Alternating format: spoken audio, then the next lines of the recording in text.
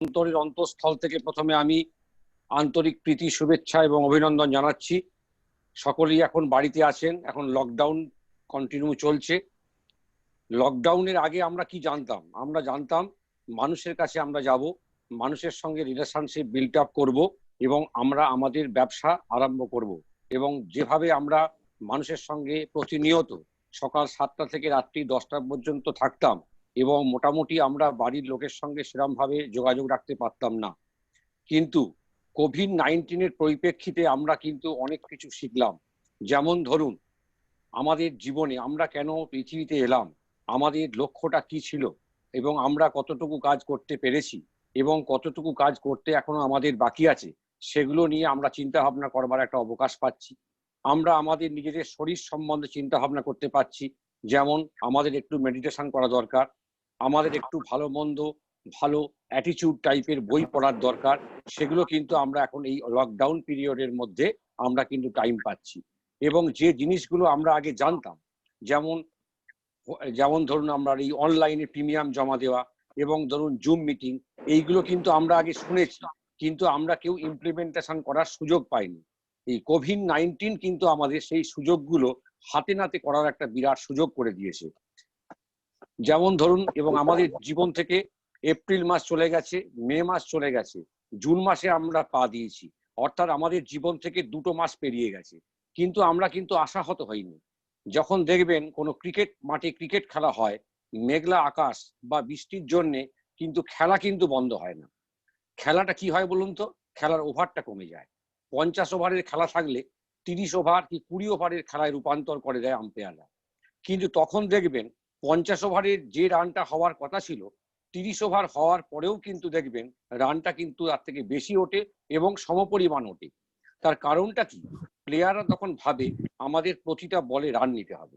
অনুরূপভাবে এই যে আমাদের হাতে এই জুন মাস থেকে আপ টু মার্চ মাস পর্যন্ত আছে, এই মাসে আমাদের কিন্তু প্রতিটা মানুষের কাছেই কিন্তু পলিসির ব্যাপারে কিন্তু আমাদের আলোকপাত করতে হবে এবং প্রতিটা মানুষের কাছে গিয়ে আমাদের রান তুলতে হবে। তাহলে কিন্তু দেখবেন আমরা কিন্তু আমাদের অভিষ্ট লক্ষ্যে এগিয়ে যেতে পারবো। প্রত্যেকটা দিন আমাদের কাজে লাগাতে হবে এবং ইন্স্যুরেন্স সেক্টরকে যদি আমরা ডেভেলপ করতে পারি, তাহলে দেখবেন এই আমাদের ভারতবর্ষের জিডিপি কিন্তু অনেকটা ইন্স্যুরেন্সের প্রিমিয়ামের উপর ডিপেন্ড করে। যেমন ভাবে আমাদের প্রতিরক্ষা বাহিনী, বর্ডার সিকিউরিটি ফোর্স এবং সেন্ট্রাল ফোর্স আমাদের প্রতিনিয়ত দিন রাত আমাদের রক্ষা করে যাচ্ছে, তারা আমাদের যে রাত্রি আমরা নিশ্চিন্তে ঘুমোতে পারি, তারা যেভাবে আমাদের প্রোটেকশন দিয়ে যাচ্ছে, অনুরূপভাবে আমরা যারা এলআইসির এজেন্ট আছি সারা ভারতবর্ষে, আমরাও কিন্তু মানুষের সিকিউরিটি নিয়ে প্রতিনিয়ত ভাবনা চিন্তা করছি, আমরা কিন্তু কাজ করছি। এই ইন্স্যুরেন্সের বার্তাটা কিন্তু আমাদের প্রতিটা মানুষের কাছে নিয়ে যেতে হবে এবং আমাদের যারা ম্যানেজমেন্ট আছে, যারা আমাদের ডেভেলপমেন্ট অফিসার আছেন, যারা আমাদের এসবিএ আছেন, তারাও কিন্তু প্রতিনিয়ত আমাদের মাথার উপরে থেকে প্রতিনিয়ত এই কোভিড-19-এর মধ্যেও কিন্তু ওনারা আমাদের সাহস জুগিয়ে যাচ্ছেন এবং আমরা সবসময় ভাববো আমরা একটা পৃথিবীর সেরা প্রতিষ্ঠানের আমরা সবাই কিন্তু একজন সহযোদ্ধা। এটা সবসময় আমরা গর্ব করে বলতে পারি। তারপর ধরুন, এই ভারতবর্ষে দেখবেন আমরা কেন কথা বললাম, 3 ফুট বাই 2 ফুট একটা কাপড়, তার দাম কিন্তু খুবই কম, কিন্তু সেই কাপড়টার মধ্যে যদি একটা জাতীয় পতাকা এঁকে দেওয়া হয়, অর্থাৎ জাতীয় পতাকায় রূপান্তর করা হয়, সেই কাপড়টার দাম কিন্তু মূল্যবান হয়ে যায়। দেখবেন কেউ যখন এভারেস্টে যায়, সে যখন ওই কাপড়টাকে কিন্তু পকেটে করে নিয়ে যায়, সে এভারেস্টে পৌঁছাতে পারবে কিনা কিন্তু জানে না, কিন্তু পকেটে করে এই পতাকাটাকে মুড়ে নিয়ে যায়। যদি একবার এভারেস্টের মাথায় পৌঁছাতে পারে, সেই পতাকাটা কিন্তু হাতে নিয়ে সে একটা স্ন্যাপ তোলে। অনুরূপভাবে দেখবেন যখন অলিম্পিক বা যেন ক্রিকেটের বিশ্বকাপ বা ফুটবলের বিশ্বকাপ হয়, সবাই কিন্তু একবার ভারতবর্ষের পতাকাটা হাতে নিয়ে একটা ফটো তোলে। কেন? তারা গর্ব অনুভব করে ভারতীয় বলে। এবং অনুরূপভাবে দেখবেন আমরা যারা এমডিআরটি, সিওটি বা টিওটি করি, তারাও কিন্তু কনফারেন্সে গিয়ে বিভিন্ন দেশের পতাকা থাকে এবং প্রত্যেকে আমরা যে যার নিজের দেশের পতাকার সামনে দাঁড়িয়ে একটা করে ফটো তুলি, সেই ফটোটা কিন্তু আমরা ফেসবুকে আপলোড করি। তখন আমাদের মনে হয় আমরা একজন ভারতবাসী বলে নিজেকে গর্ব অনুভব করি। দেশের কথা কেন বললাম জানেন? ইসরায়েল একটা ছোট্ট দেশ, তাদের লোক সংখ্যা কত জানেন? মাত্র 90 লক্ষ। আর আমাদের পশ্চিমবাংলার লোক সংখ্যা কত জানেন? 9 কোটি। কিন্তু ছোট্ট দেশ ইসরায়েল, তাদের কিন্তু সবাই কিন্তু তাদের চারদিকে কিন্তু শত্রু, কিন্তু তারা সেই জন্যে তাদের নিজেদেরকে সেইভাবে তৈরি করেছে। এবং সেই দেশে আপনারা হয়তো জানেন না অনেকেই, 18 বছর বয়স হয়ে গেলে ছেলেদের 2 বছর 8 মাস এবং মেয়েদের 2 বছর সেনাবাহিনীতে যোগদান করতে হবে। অর্থাৎ তারা কতখানি দেশের প্রতি আনুগত্য সেটা প্রমাণ করার জন্য, যেটা কিন্তু আমাদের ভারতবর্ষে এখনো শুরু হয়নি। এবং দেখুন তারা এইভাবে নিজেকে তৈরি করে রেখেছে যে বাইরের শত্রু আমাদের আক্রমণ করলেও আমরা যেন নিজেদেরকে অলওয়েজ তৈরি করতে পারি। আচ্ছা বলুন তো, এই লকডাউন, এই যে প্রবলেম, এই যে সমস্যা, এটা কাদের নেই?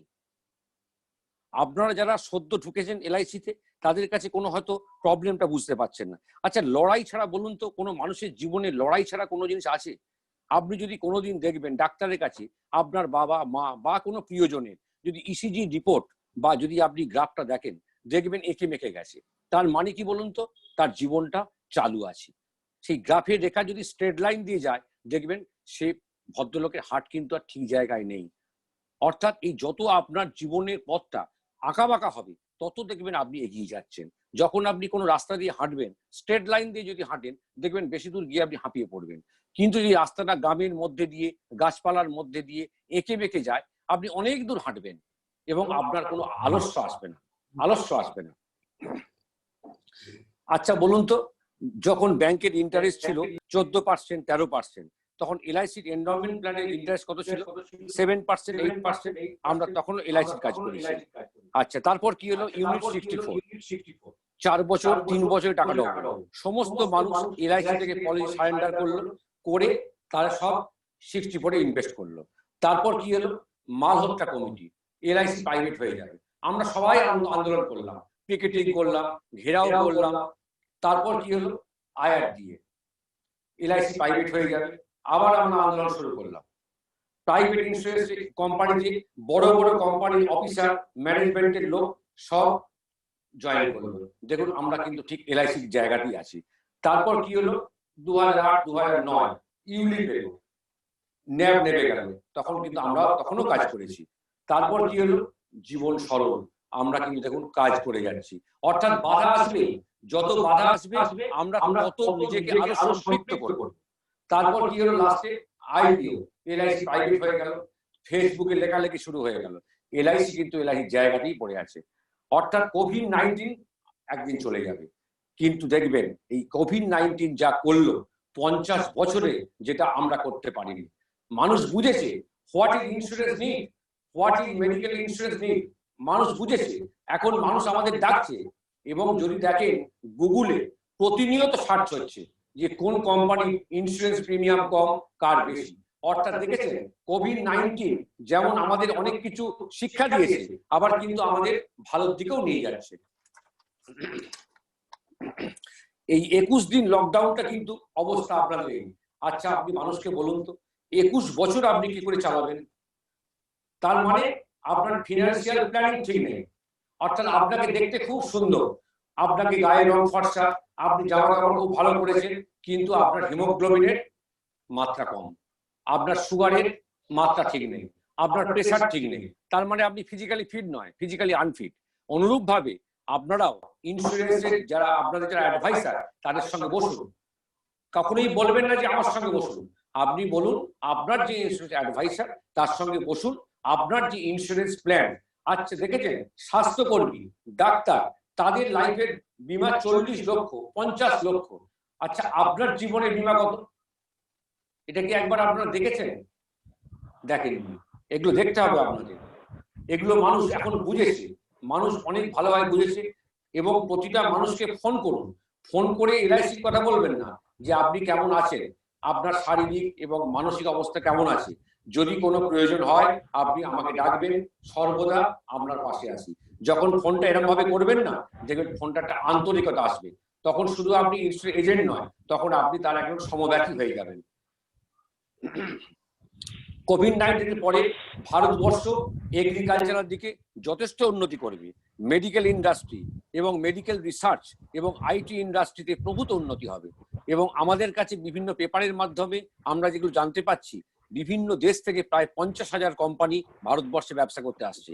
এবং আমাদের ভারতবর্ষ তাদের জন্য লোনের ব্যবস্থাও করছে, এবং প্রচুর এমপ্লয়েড জেনারেট হবে। অর্থাৎ আমাদের চিন্তা ভাবনার কোনো দরকার নেই যে আমরা পেছিয়ে পড়েছি। অর্থাৎ আপনাদের মনোবলটাকে অটুট রেখে যদি আপনারা এগিয়ে যেতে পারেন, দেখবেন কাজ আপনাদের হবেই। এবং জানেন, Bharatvarsha 5th generation combat aircraft বানাচ্ছে, এবং যেটা একমাত্র ভারতবর্ষ, চায়না এবং রাশিয়াতে আছে। এবং চায়না নিজে করতে পারছে না, চায়না অন্য দেশের সাহায্য নিয়ে বানাচ্ছে। আচ্ছা বলুন তো, আমাদের এলআইসি, আমাদের যারা ম্যানেজমেন্ট, আমাদের যারা সিনিয়র, তারাও তো আমাদের এই কমব্যাট ফোর্স 5th জেনারেশন হাতে দিয়েছে। আমরা 8% গ্যারান্টি অ্যাডিশন মানুষকে দিতে পারি। যদি কেউ 15 বছর প্রিমিয়াম দেয়, 15 বছর পরে 8% সে সারা জীবন পাবে। আমরা কি কাজে লাগাতে পারছি? আমরা কি মানুষের কাছে বলেছি? আমরা বলিনি। অর্থাৎ আপনার হাতে রাইফেল রয়েছে, কিন্তু আপনি ট্রিগারটা টিপতে পারছেন না। তার জন্য কি হচ্ছে বলুন তো, আমরা অস্ত্র আছে কিন্তু আমরা কাজে লাগাতে পারছি না, যার জন্য আমরা পিছিয়ে পড়ছি। ব্যাংক দেখুন ইন্টারেস্ট কোথায় নেমে গেছে। আগামী দিনে ব্যাংকে আপনি যদি টাকা রাখেন, আপনাকে টাকা দিতে হবে, এটা মানুষকে বলুন। পোস্ট অফিস রেট কোথায় গিয়ে দাঁড়িয়েছে? 4%, 5%, 6%। কোথায় যাবে মানুষ? মিউচুয়াল ফান্ড দেখেছেন? যখন আপনি ভালো, দেশ ভালো, সমাজ ভালো, মিউচুয়াল ফান্ড ভালো। আবার এখন দেখুন আপনি খারাপ, সমাজের অবস্থা খারাপ, মানুষ বাইরে বেরোতে পারছে না, দেখুন মিউচুয়াল ফান্ডের অবস্থা দেখুন। কিন্তু এলআইসির কি বোনাস কোভিড-19 নেমে গেছে কি? এলআইসি দেখুন পরপর কন্টিনিউয়াস 3 বছর একই বোনাস দিয়ে যাচ্ছে। এগুলো মানুষকে আপনাদের বোঝাতে হবে। আসল কথা কি জানেন, আমরা মন থেকে পঙ্গু হলে হবে না। আপনি দৈহিকভাবে পঙ্গু হতে পারেন, কিন্তু সব সময় আপনাকে মনে আপনাকে অলওয়েজ ফিট রাখতে হবে। এবং আমি আমার পারফরমেন্স সম্বন্ধে এটার কথা বলে শেষ করব। সেটা হচ্ছে, আমি মে মাসে 32টা প্রপোজাল করেছি। চিন্তা করে দেখুন, 32টা নতুন প্রপোজাল করেছি। আমি কি করে করলাম তার ছোট্ট একটা এক্সাম্পল আপনাকে দিচ্ছি। আমার একজন ডক্টর আছে শ্রীরামপুরে, ওনার নিজস্ব নার্সিংহোম আছে। উনি আমাকে একদিন ফোন করলেন, আচ্ছা চিন্ময় বাবু, তুমি তো আমার থেকে এত 10 থেকে 12 লাখ টাকা বছরে প্রিমিয়াম নিচ্ছ, এখন তো যা অবস্থা দেশের, কিভাবে কি চলবে? আমি বললাম, ডাক্তারবাবু আপনি আপনার টোটাল ইনকামে কত পার্সেন্ট আমাকে দিচ্ছেন? বললো 10 to 15%। তা 10 টাকা থেকে 15 টাকা আপনি দিচ্ছেন, 90 টাকার দায়িত্বটা কে নিচ্ছে? এলআইসি নিচ্ছে। তা আপনি 10 টাকা দিয়ে যদি 90 টাকার দায়িত্বটা কাউকে দিতে পারেন, তাতে আপনার অসুবিধা কোথায়? আপনি যখন কোথাও বাইরে বেড়াতে যান, আপনি যখন কাউকে একটা দায়িত্ব দেন যে ভাই আমার ফ্যামিলিটা রইলো, তোর বৌদি রইলো, একটু দেখিস, এবং আপনার ওয়াইফ যখন সেই মানুষটাকে দুবারের বেশি ফোন করে বলবে আমার কিছু আর্থিক সাহায্য দরকার, সে কিন্তু আপনার ফোনটাকে ইগনোর করবে। তার মানে দেখেছেন, আপনি কয়েকদিনের জন্য বেড়াতে গেছেন, তার মধ্যে আপনার প্রতি আস্থাটা নষ্ট হয়ে গেছে। কেন? আপনার বাড়ির লোক তার কাছে টাকা চাইছে। কিন্তু এলআইসি কি বলছে? আপনি পৃথিবীতে থাকুন বা না থাকুন, 90 টাকার দায়িত্ব কিন্তু এলআইসি নিয়ে রেখেছে।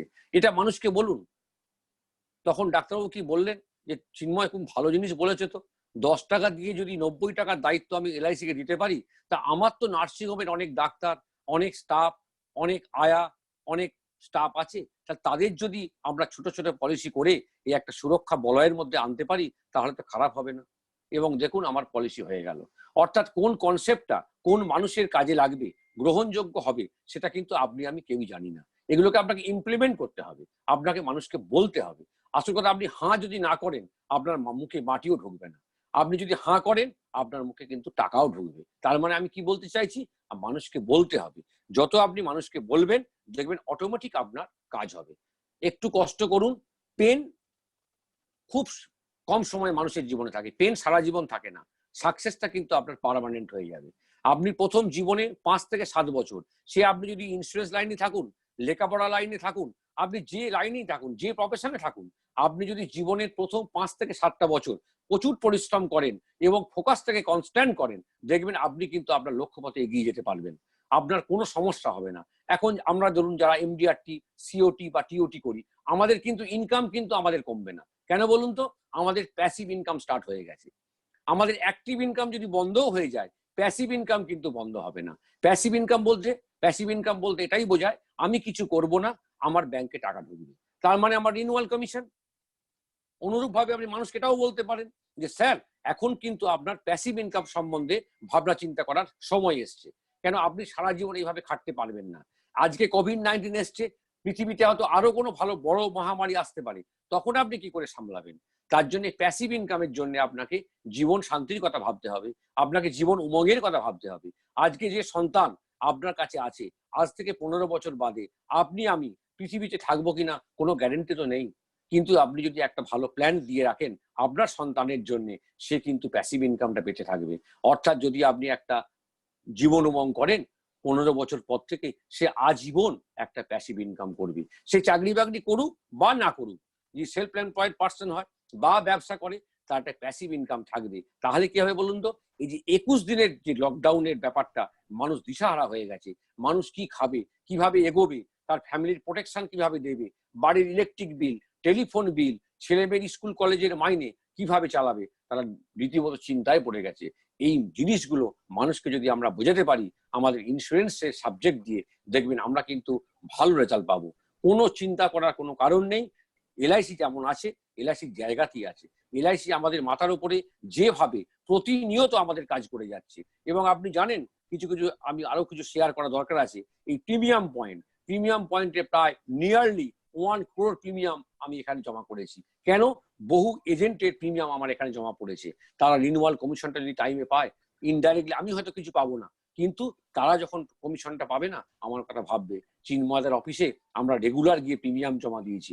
এবং আপনারা জানেন না, আমি শ্রীরামপুর থেকে আমার নিজের গাড়ির তেল ডাইভার্ট দিয়ে হরিপাল এসে জমা দিয়ে এসেছি, সিঙ্গুরে জমা দিয়ে এসেছি, জাঙ্গিপাড়ায় জমা দিয়ে এসেছি। এই আজকে আমাদের শ্রীরামপুরে লিঙ্ক এসছে। কিন্তু আমি কিন্তু একদিনও ভাবিনি। কেন বলুন তো? আমার স্বপ্নটা অনেক বড়, যার জন্য প্রবলেমটা আমার ছোট। যাদের দেখবেন প্রবলেমটা বড় না, তাদের স্বপ্নটা ছোট হয়ে যায়। আপনি যদি স্বপ্নটা বড় করে দেখতে পারেন, জীবনে আপনার কোনো সমস্যা আসবে না। কেন বলুন তো? Pain is temporary, success is permanent. এইটা আপনি যদি মাথায় রাখেন, আপনিও সফল এজেন্ট হবেন। আপনিও দেখবেন আগামী দিনে আমাদের মতন একটা ভালো জায়গায় যাবেন। এবং সকলে সুস্থ থাকুন, ভালো থাকুন। এবং আমি যেভাবে কাজ করছি আমার এই বয়সে, এবং শ্রীরামপুর ব্রাঞ্চতলা ডিভিশনে এখন পর্যন্ত নাম্বার অফ পলিসিতে আমি নাম্বার 2-এ আছি। প্রথমে আছে আমাদের সন্দীপ বন্দ্যোপাধ্যায়, 52টা পলিসি করেছে, আমি 32টা পলিসি করেছি। চিন্তা করে দেখুন ব্যাপারটা। যারা এখন লকডাউনে বাইরে বেরোতে পারছে না, আমি দেখুন এর মধ্যে নিজের বয়স, নিজের শরীর সবকিছুকে জলাঞ্জলি দিয়ে, কেন বলুন তো? আমার মধ্যে কোনো নেগেটিভিটি নেই। আমি যদি ভাবি আমার কোভিড-19 হবে, আমার হয়ে যাবে। কেন? মানুষের মনটা আগে খারাপ হয়, শরীরটা পরে খারাপ হয়। অর্থাৎ আমরা মন থেকে পঙ্গু হয়ে গেছি। হয়তো আমাদের কোভিড-19 এসে গেল। আমাদের হুগলি জেলাতে মাত্র 2.5% কোভিড আক্রান্ত। চিন্তার কোনো কারণ নেই। আপনারা এগিয়ে পড়ুন। তবে হ্যাঁ, আপনারা যে সমস্ত সরকার বা বিভিন্ন সোসাইটি থেকে যে সমস্ত জিনিসের কথা বলছে, বারবার হাত ধুন, মুখে মাস্ক ব্যবহার করুন, বাড়িতে ঢুকে ভালো করে হাত পা ধুন, জামা কাপড় ছেড়ে পরিষ্কার করুন, সুস্থভাবে থাকুন, পরিষ্কার পরিচ্ছন্নতা বজায় করুন। দেখবেন কোভিড-19 একদিন পালিয়ে যাবে এবং আমরা আমাদের এলআইসির পতাকাকে ঠিক জায়গায় নিয়ে যাব। আবার দেখবেন বছরের শেষে এলআইসি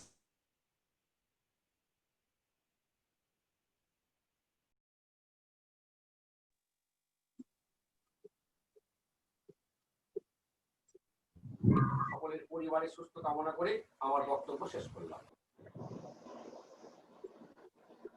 থ্যাংক ইউ চিন্ময়দা, সাধারণ বক্তব্য হয়েছে এবং সত্যি আমাদের এই সময়তে এইভাবে চলা উচিত, এটা চিন্ময়দা খুব সুন্দরভাবে ব্যাখ্যা করেছেন আপনাদের সামনে। তো আমি আর বিস্তারিত ইয়েতে যাচ্ছি না। গত 26 তারিখের মিটিংটা দিলীপ বাবু খুব সুন্দর করেছিলেন, কিন্তু আমি জানি অনেকে ঠিক মতো কমিউনিকেট করতে পারেননি গো। তো আমি আবার একবার দিলীপ বাবুকে রিকোয়েস্ট করব, আমাদের মেন্টর দিলীপ বাবুকে, যে আপনি কিভাবে এই মুহূর্তে কাজ করলে আমাদের ছেলেরা আরো বেশি ভালো জায়গায় গিয়ে পৌঁছবে, সেই সম্বন্ধে আপনি বিস্তারিত আলোকপাত করুন। দিলীপ বাবু শুনতে পাচ্ছেন? হ্যালো হ্যালো, হ্যাঁ শুনতে পাচ্ছি। তুমি শুনতে পাচ্ছ? হ্যাঁ হ্যাঁ, ঠিক আছে। আমার কথা শোনা যাচ্ছে? হ্যাঁ হ্যাঁ, ওকে ওকে ওকে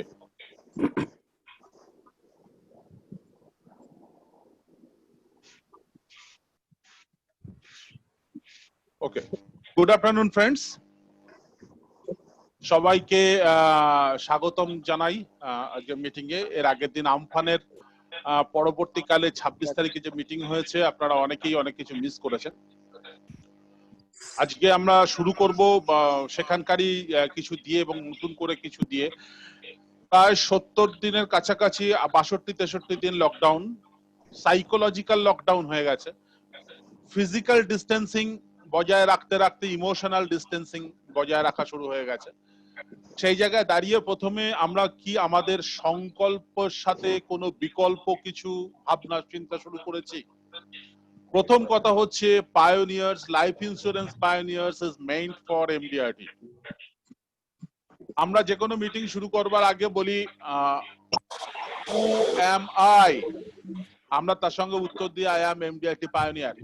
আজকে অনলাইনে মিটিং এ আমরা সেটা উত্তর দিতে পারছি না, কিন্তু আমি বলবো যারা এখনো মনে করেন যে তারা এমডিআরটি পায়োনিয়ার, তারা অবশ্যই রিয়াকশন দেবেন, হাত তুলে বা ইমোজি দিয়ে রিয়াকশন দেবেন যে তারা এমডিআরটি পায়োনিয়ার হিসাবে এখনো ভাবে। Friends, be positive. আমরা এখানে প্রায় যতজন 124 জন মিটিং রুমে আছি, এই মিটিং রুমে যদি এই মুহূর্তে ব্লাড টেস্ট করা হয় তাহলে ব্লাড টেস্টে 80% লোকের ব্লাড গ্রুপ বেরোবে বি পজিটিভ। কিন্তু আরই পজিটিভ, যদি এই বি পজিটিভ গ্রুপের অন্তত পক্ষে যারা বি পজিটিভ গ্রুপ আমরা হোল্ড করছি তারা যদি আমরা পজিটিভ হই তাহলে কিন্তু দুনিয়াটাকে পাল্টে দিতে পারবো।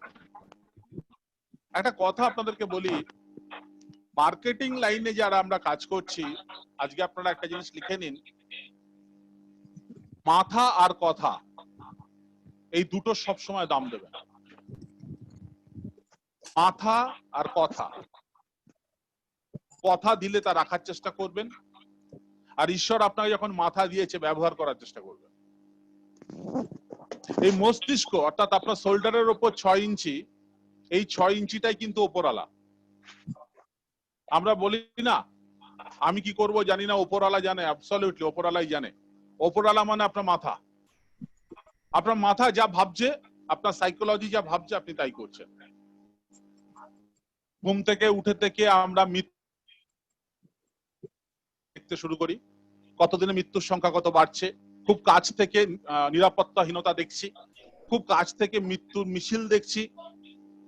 অথচ আমরা এমন একটা ইন্ডাস্ট্রির সাথে যুক্ত, আজকে গর্বের সাথে বলতে হচ্ছে লাস্ট 62 বছর ধরে 12 লক্ষ এজেন্ট মিলে ভারতবর্ষের ঘরে ঘরে গিয়েও যে ইন্স্যুরেন্সকে আমরা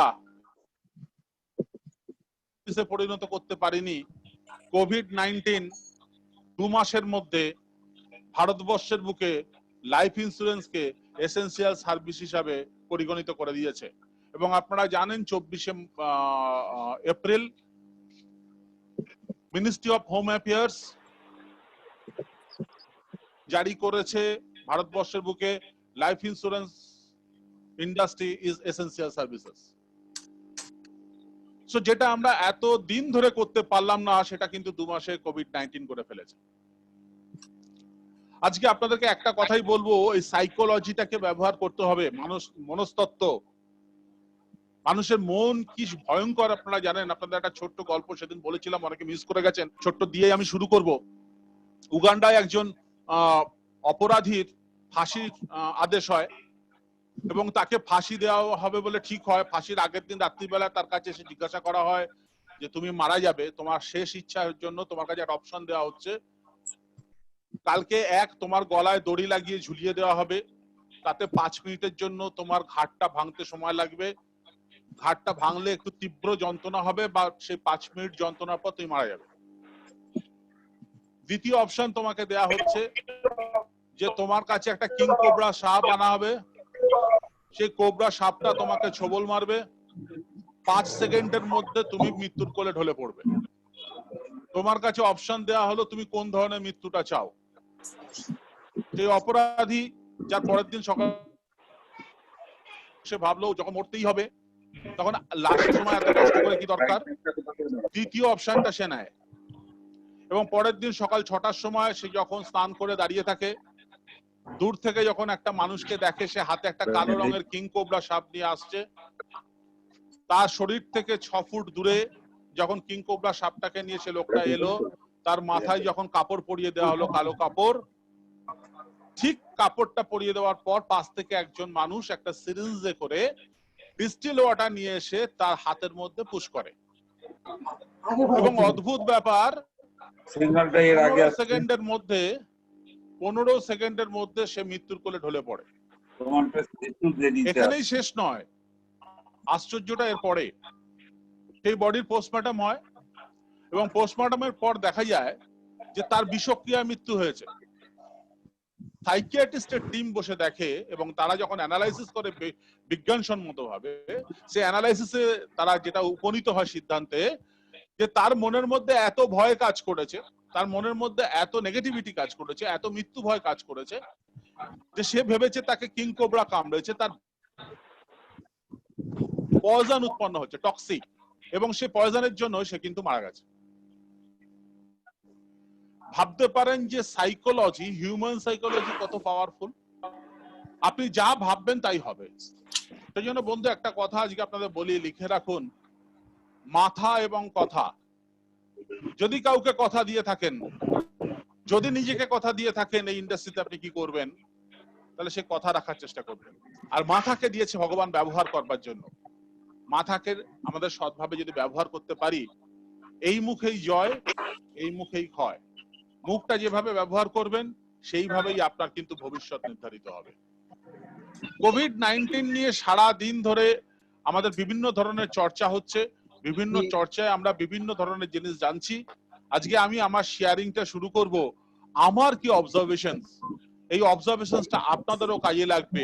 কোভিড-19 এর প্রত্যেকটা অবজারভেশনের সাথে আমাদের প্রফেশনের অবজারভেশনস এর কি কি মিল আছে, আসুন সেটা দেখা যাক।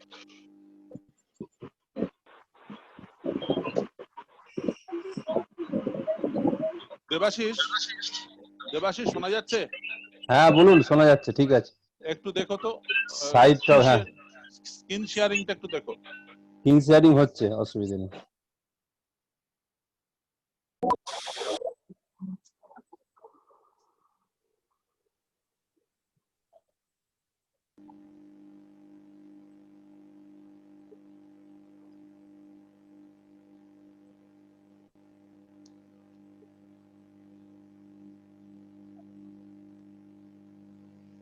ওকে, শোনা যাচ্ছে, ঠিক আছে, দেখা যাচ্ছে তো? ওকে ফ্রেন্ডস, আমি স্টার্ট করি। আজকে আমার টোটাল প্রেজেন্টেশনটা দুটো পার্টে আছে। ফার্স্ট পার্টটা হচ্ছে আপনারা চেষ্টা করবেন একটু নিজেদের সাইড টকটা বন্ধ রাখতে, তাহলে আমার পক্ষে ফ্লোটা তাড়াতাড়ি হবে, আমি তাড়াতাড়ি সাইড টক সময় হচ্ছে, শেষ প্লিজ করতে পারবো। মিউট করে দিন আপনারা। এখন সবাই মিউট আছে, এখন সবাই মিউট আছে, আপনি ছাড়া। মাই অবজারভেশনস অন কোভিড-19, কোভিড-19 সম্পর্কে আমার অবজারভেশনসটা আমি আপনাদের কাছে তুলে ধরার চেষ্টা করছি। দেখুন, এই পৃথিবীতে সবকিছু কিন্তু নেগেটিভ নয়। আমার অবজারভেশনস হচ্ছে COVID, CO, VID. C for clear, O for observation, V for vehement. ভেমিয়েন্টের বাংলা হচ্ছে প্রচন্ড, I for insurance, D for demand. COVID মানে আমার কাছে হচ্ছে ক্লিয়ার অবজারভেশন, আমি পরিষ্কার দেখতে পাচ্ছি ভেমিয়েন্ট ইন্স্যুরেন্স ডিমান্ড, প্রচন্ড পরিমাণে বীমার চাহিদা বাড়বে। আমার প্রথম অবজারভেশন কোভিড-1, কোভিড-19 এর। somewhere, somehow, someone sneezed. এই পৃথিবীতে ডিসেম্বর মাসের প্রথম দিকে কোন একজন মানুষ একটা হাঁচি দিয়েছিল, এন্টায়ার পৃথিবী চেঞ্জ হয়ে গেল, এন্টায়ার ওয়ার্ল্ড হ্যাজ চেঞ্জড। আমি এখান থেকে যেটা অনুধাবন করলাম সেটা হচ্ছে security is the first thing in this VUCA world. What is VUCA world? VUCA means V for volatile, U for uncertain, C for complex, আর A for ambiguous. ভোলাটাইল, আগামীকাল কি থাকবে আজকে আমরা জানি না। 7 দিন আগে ব্যাংকের ইন্টারেস্ট রেট যা ছিল আজ নেই। 15 দিন আগে স্টক মার্কেট যা রিটার্ন দিত আজকে সেখানে ব্লাড বাথ হচ্ছে, রক্ত স্নান। আনসার্টেন, আমরা নিজেরাই জানি না আমরা কতদিন আছি। আজকে যে মানুষটার চাকরি আছে কালকে থাকবে কিনা সে বুঝতে পারছে না। কমপ্লেক্স, আমরা বুঝে উঠতে পারছি না কোন কাজটা ঠিক কোন কাজটা বেঠিক। অনেক ধরনের অ্যাডভাইস আমাদের কাছে আসছে, নিজেকে পরখ করতে হচ্ছে, নিজের কনসেনসাসের কাছে, নিজের বিবেকের কাছে জিজ্ঞাসা করতে হচ্ছে কোনটা করা উচিত কোনটা করা উচিত নয়। এবং লাস্ট হচ্ছে ambiguous, VUCA, VUCA, V for volatile, U for uncertain, C for complex and A for ambiguous. প্রত্যেকটা জিনিসের ডাবল মিনিং হচ্ছে।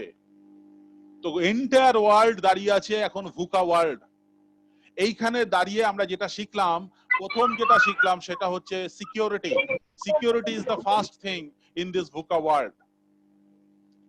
সেকেন্ড অবজারভেশনস আমি কি দেখলাম, আমি যেটা দেখলাম সেটা আমি আপনাদের কাছে বারবার বলছি, আমি সেটাই শেয়ার করছি আপনাদের কাছে। Absence of proper planning can lead to a disaster, no matter who are you. যদি আপনার প্রপার প্ল্যানিং না থাকে, আপনি যত বড় ধনী হোক আর যত বড় কেউ কোটাই হোক না কেন, you must have to face the disaster. Planning for uncertainty is the signature. কবিগুরু রবীন্দ্রনাথের কথা স্মরণ করে বলি, গুরুদেব বলেছিলেন প্রতিকূল পরিস্থিতির জন্য তৈরি থাকার নামই সভ্যতা। তাই যদি হয় তাহলে আজকে আমরা কটা দেশ নিজেকে সভ্য বলে দাবি করতে পারি?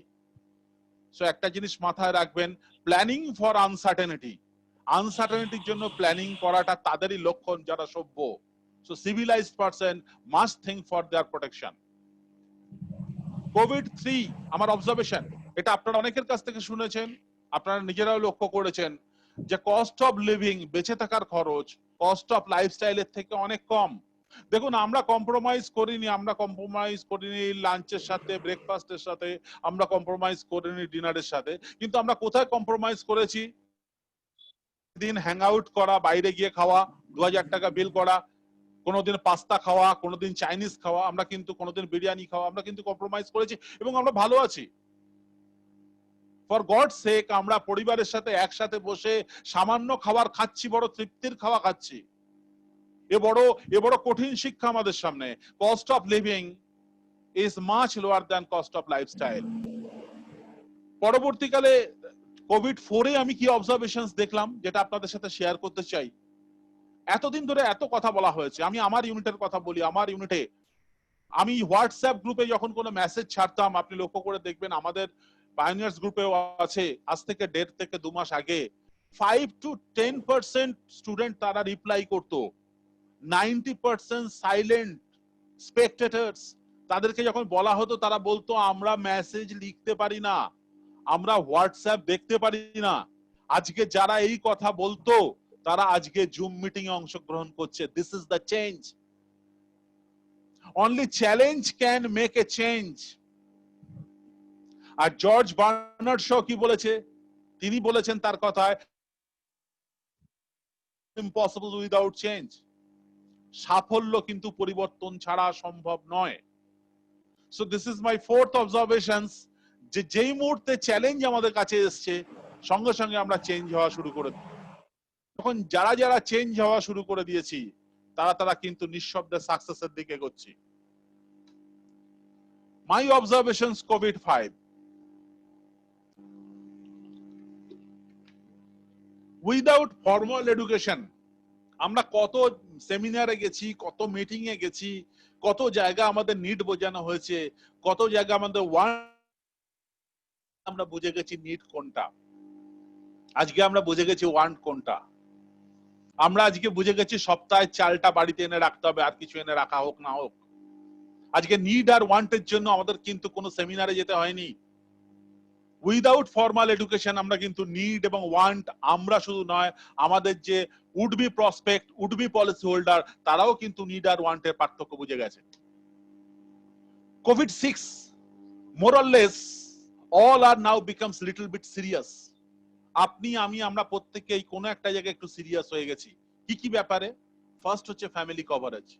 বুকে হাত দিয়ে যদি সৎ হই আমরা, বুকের বাঁ হাতে হাত রেখে বলুন তো, মার্চ মাসের 22 তারিখের পর থেকে যখন মৃত্যুর মিছিল গণনা হচ্ছে, তখন একবারও বুকের বাঁ দিকটায় হাত রেখে একবারও ভাবিনি আমার কভারেজ অ্যাডিকুয়েট আছে তো, আর একটু বাড়িয়ে নিলে ভালো হতো নাকি? হেলথ কভার কি আমার সম্পূর্ণ আছে? আমার হেলথ কভারের টপ আপ প্রয়োজন। লকডাউনটা উঠলে সবার আগে আমি এর উপর ধ্যান দেব।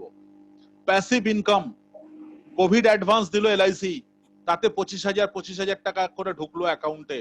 এই সময় যদি আমার একটা প্যাসিভ ইনকাম থাকতো, এই সময় যদি আমার একটা বড় টাকার এমআইএস থাকতো বা বড় টাকার শান্তি থাকতো, আমি সেই প্যাসিভ ইনকামটা পেতাম। আর কি? Income protection. আজকে যে লকডাউন হয়েছে, আগামীকালকে লকডাউন হবে না তার কোনো গ্যারান্টি নেই। 55-60 দিনের জন্য আমরা লকডাউনে এই অবস্থা করছি। এর পরবর্তীকালে যদি কোনো পলিসি হোল্ডারের ফ্যামিলিতে বলুন যে স্যার আজকে 60 দিন আপনি যে লড়াই করেছেন লকডাউনে, সেদিন আপনার নেতৃত্বে আপনার পরিবার লড়াই করেছে। যেদিন আপনি থাকবেন না সেদিন এই পরিবারেতে আনলিমিটেড ডে লকডাউন আসবে, যেখানে লিড করবার মতন আপনি থাকবেন না। একবারও তাদের কথা ভেবেছেন কি? আজকে সময় এসছে নতুন করে ভাববার। মাই Covid observation 7, tendency towards risk taking attitude and short term gain through stock market and mutual fund will be minimized for the time being. আগামী 2 বছরের জন্য মিডল ক্লাস পিপল এসআইপি থেকে সরবে। আপনারা জানেন হাইয়েস্ট রেট প্রায় near about 40% SIP withdrawn. Marketing stock market থেকে মানুষ মুখ ঘোরাবে। যারা বুলস এন্ড বিয়ার্স, যারা রেগুলার ট্রেডিং করে, যাদের রিস্ক অ্যাপিটাইট সাংঘাতিক, একমাত্র তারাই কিন্তু স্টক মার্কেটে যাবে। এবং আপনারা জানেন স্টক মার্কেট এখন ব্লাড বাথ চলছে। স্ট্যাটিস্টিক্স কি, আরবিআই মিউচুয়াল ফান্ডকে যদি তুলে ধরবার জন্য ইনস্ট্যান্টলি 50,000 কোটি টাকা লোন দিয়েছে। ফ্র্যাঙ্কলিন টেম্পলটন তার 30,000 কোটি ইনভেস্টার্স মানি 6টা অফারের মাধ্যমে ছিল, সেটাকে সিল করে দিয়েছে যাতে কোনো ইনভেস্টার্স আর টাকা না তুলতে পারে বা তাদেরকে না দিতে হয়। 20 mutual fund categories post double digit losses. 20খানা mutual fund category double digit loss show করছে মে মাসের মধ্যে। আপনি নিচে লিংক দেখতে পারেন এবং দেখতে পারেন ডান দিকে দেওয়া রয়েছে energy fund 20.08% negative value show করছে, international fund 20.07 minus, banking funds minus 19.54, infrastructure fund 19.07 negative return, PSU funds minus 18.26. So risk appetite, risk taking আস্তে আস্তে মানুষের কমবে। কোভিড সিচুয়েশনে মানুষ অ্যাবড্রাফট রিস্ক নেবে না। আগে নিজেকে বাঁচাবে, নিজের ঘরকে বাঁচাবে, নিজের পরিবারকে বাঁচাবে, নিজের সম্পত্তিকে বাঁচাবে, তারপর ওয়েলথ ক্রিয়েশন এবং ফাটকা খেলার দিকে যাবে। এই কোভিড এই অবজারভেশনে এসে আপনাদের সাথে আমি কিছু দারুণ জিনিস শেয়ার করতে চাই। We learned true meanings of the following. আমরা এই কোভিড নিয়ে আলোচনা করতে করতে অনেকগুলো টার্মিনোলজি আমরা মুখে মুখে আলোচনা করছি এবং আমরা জানি। তার মধ্যে প্রথম জিনিস হচ্ছে মাস্ক। তারপর আমরা যে কথাটা নিয়ে আলোচনা করি লকডাউনের পর আমরা কি নিয়ে কথা বলি, র্যাপিড টেস্ট, টেস্টিং পুল, কন্ট্যাক্ট ট্রেসিং, টেস্টিং কিট, এগুলো নিয়ে প্রচুর কথা, প্রচুর লেখালেখি হয় এবং সেগুলো নিয়ে আমরা কথা বলি। আসুন একটু দেখা যাক আমার অবজারভেশনে এগুলোর সাথে আমাদের প্রফেশনের কি যোগ আছে। মাস্ক মানে কি safety. We have two wire mask positively after lockdown. Let's see what is the meaning of mask for us. Friends, mask আমাদের পড়তে হবে এবং এই মাস্ক আমরা যেটা পরবো, এই মাস্ক আমাদের কাছে মানেটা কি। আফটার লকডাউন কাস্টমার যখন কাছে যাব, আমরা কাস্টমারের কাছে যখন যাব, কাস্টমার আমাদের কাছে কিন্তু পাথর ছুটতে থাকবে। মানে ইন ট্রু সেন্স পাথর ছুটবে না, তার ভেতরের যে ফ্রাস্ট্রেশন, তার ভেতরের যে ট্রমা, সেই ট্রমাগুলো তার সেন্টেন্সের মাধ্যমে পাথরের আকারে আমাদের কাছে আসবে। কাস্টমার কি বলবে, আমি সারেন্ডার করে দেবো পলিসি। কাস্টমার কি বলবে, আমি আর পলিসি কন্টিনিউ করতে চাই না। কাস্টমার কি বলবে, I have no money for livelihood, আমার বেঁচে থাকার পয়সা নেই, তোমাকে ইন্স্যুরেন্স প্রিমিয়াম কি দেবো। ফ্রেন্ডস, একটা কথা ভাবুন, এই যে যখন মাস্ক পড়া হচ্ছে বা এই যে যখন আমরা দেখেছি লকডাউনের সময় যখন পুলিশ অফিসাররা কাঁধে দুখানা স্টার রয়েছে, তারা ডিউটি করছে পোশাক পরে, তখন এমনও লোক গেছে তাদের পোশাকে থুতু ছিটিয়ে দিয়েছে, এমনও মানুষ আছে তাদের গায়ে ঢিল ছুঁড়েছে। তার কোমরে কিন্তু সার্ভিস রিভলভার ছিল। সে যদি শুধু ডিউটি করতে আসতো না, তাহলে কোমরে সার্ভিস রিভলভার থেকে সে কিন্তু ডাইরেক্ট শুট করতে পারতো, এটা সার্ভিস রুলে আছে তার। কিন্তু সে তা কেন করেনি? তার পরিবর্তে কি দেখলাম, হাত জোর করে ফুল দিয়েছে, মানুষকে বলেছে আপনার ভালোর জন্য আপনি বাড়ির ভেতরে থাকুন। আমাদের ইন্ডাস্ট্রিতে কাস্টমার আমাদেরকে পাথর ছুড়বে না, আমাদের ইন্ডাস্ট্রিতে কাস্টমার আমাদেরকে এই পাথরগুলো ছুড়বে যে আমি পলিসি সারেন্ডার করে দেবো, আমি পলিসি কন্টিনিউ করব না, আমার এখন লোন চাই, আমি আর কোনো নতুন পলিসি করব না। আর সেই সময় আমাদেরকে সাইকোলজিক্যাল মাস্ক পরতে হবে। We have to stand before them positively by wearing mask. এই আমাদের সাইকোলজিক্যাল মাস্কটা কি হবে? সেই মাস্কটা হবে MASK। মনে মনে আমি বলবো, मैं आपको सेव करूंगा। আমি জানি আপনি এই কথাগুলো বলবেন, আমি কিন্তু ভেতরে ভেতরে মাস্ক পরে আছি, मैं आपको सेव करूंगा। আপনি যাই বলুন না কেন, আমি আপনাকে বলবো স্যার আমি বুঝতে পেরেছি, কিন্তু এই সময় উচিত আপনার পোর্টফোলিওটাকে একবার চেক আপ করে নেওয়া, এই সময় উচিত আপনার ইন্স্যুরেন্সটাকে আরেকবার বাড়িয়ে নেওয়া। আপনি দেখতে পাচ্ছেন সাফাই কর্মীর 40 লক্ষ টাকা বীমা, আপনি দেখছেন স্বাস্থ্য কর্মীর 50 লক্ষ টাকা বীমা। আপনি কি কনসিডার করেন যে আপনার জীবনের ভ্যালু সাফাই কর্মীর থেকেও কম? লকডাউন, লকডাউন মানে কি get prepare for your bad times. লকডাউনে কি আমরা নিজেদেরকে প্রিপারেশন করবার সময় দিয়েছে? বারবার আমরা শুনছি লকডাউন মানে হচ্ছে সময় কেনা। Are we prepare unlimited days lockdown? আমরা কাস্টমারকে বলি যে এই সময়ের মধ্যে আপনি কি আপনার পোর্টফোলিওটাকে নিয়েছেন?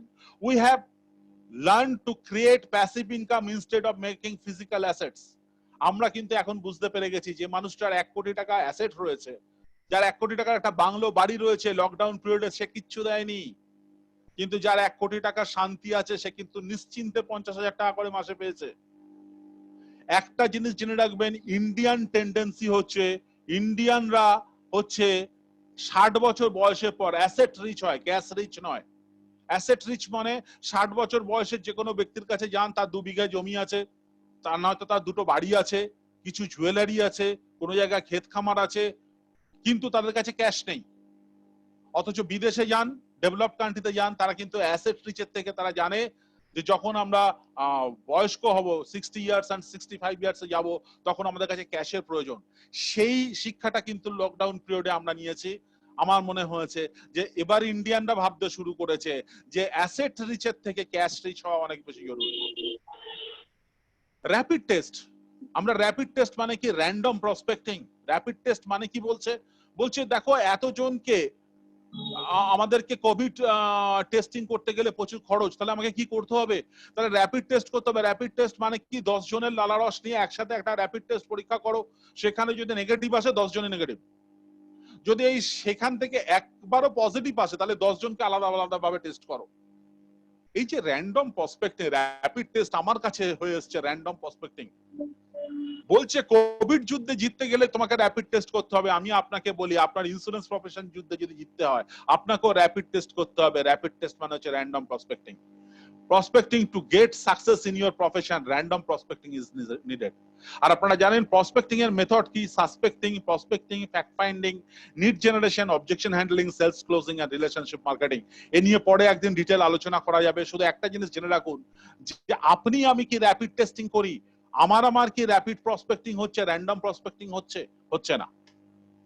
টেস্টিং পুল, সেগমেন্ট ওয়াইজ প্রসপেক্টিং, টেস্টিং পুল, এক একটা ছোট্ট ছোট্ট কন্টেনমেন্ট জোন অনুযায়ী সেখানে আমাদের টেস্টিং করা শুরু করা।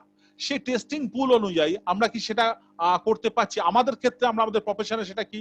Two get success in our profession we have to create our own age wise and premium band wise prospecting pool. আজকে থেকেই আপনি এজ ওয়াইজ এবং premium prospect wise prospecting pool তৈরি করবার চেষ্টা করুন। আপনি চেষ্টা করে দেখুন, আপনার গত বছরে আপনি 100 পলিসি করেছেন, 150 পলিসি করেছেন, খুলে দেখুন তার মধ্যে 10টা চাইল্ড পলিসি নেই। তার মানে আপনার চাইল্ড পুলে কোনো কাজ নেই। আপনি আপনার টোটাল প্রসপেক্টিং লিস্টকে 3টে ভাগে ভাগ করুন, যেভাবে আমরা কোভিড যুদ্ধে দেখছি। একটা হচ্ছে রেড জোন, একটা হচ্ছে গ্রিন জোন, একটা হচ্ছে অরেঞ্জ জোন। রেড জোনে কাদের নাম রাখবেন? যারা এখন পলিসি কিনতে রাজি নয়, প্রসপেক্টদেরকে সেখানে নিয়ে আসুন। যাদেরকে দেখছেন পজিটিভ কাস্টমার কিন্তু 2-1বার ফলো আপ করতে হবে, তাদের নামটা অরেঞ্জ জোনে নিয়ে যান, অরেঞ্জ প্রসপেক্টিং এ নিয়ে যান। আর হট কাস্টমার যারা তাদের কাছে গিয়ে একটু সাপোর্ট দিলে পরে পলিসি করবে, তাদেরকে গ্রিন জোনে নিয়ে যান। অর্থাৎ কোভিড যুদ্ধে যেভাবে প্রস্তুতি নিয়ে লড়াই চলছে, ঠিক সেমনি কোভিড-19 আমাদের শিখিয়েছে যে সেই রকম ভাবে আমরাও যদি প্ল্যানিং করে আমাদের এখানে green zone, orange zone, red zone করতে পারি, আমরাও কিন্তু খুব তাড়াতাড়ি প্রসপেক্ট তৈরি করতে পারবো। এবং আমরা তাড়াতাড়ি কি চেষ্টা করছি? কোভিড-19 কি চেষ্টা করা হচ্ছে? চেষ্টা করা হচ্ছে রেড জোনে প্রচুর পরিশ্রম করে রেড জোনকে অরেঞ্জ জোনে নিয়ে আসা, আর অরেঞ্জ জোনকে প্রচুর পরিশ্রম করে গ্রিন জোনে নিয়ে আসা। তাহলে আমাকেও যে কাস্টমারটা পজিটিভ কাস্টমার, তাকে অনেকবার ফলো আপ করে অরেঞ্জ জোন থেকে আমাকে গ্রিন জোনে নিয়ে।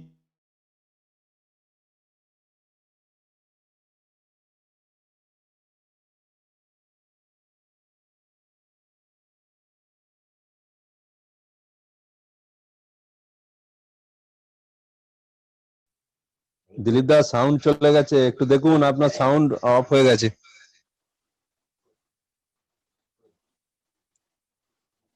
আপনার সাউন্ডটা অফ হয়ে গেছে দিলীপ দা।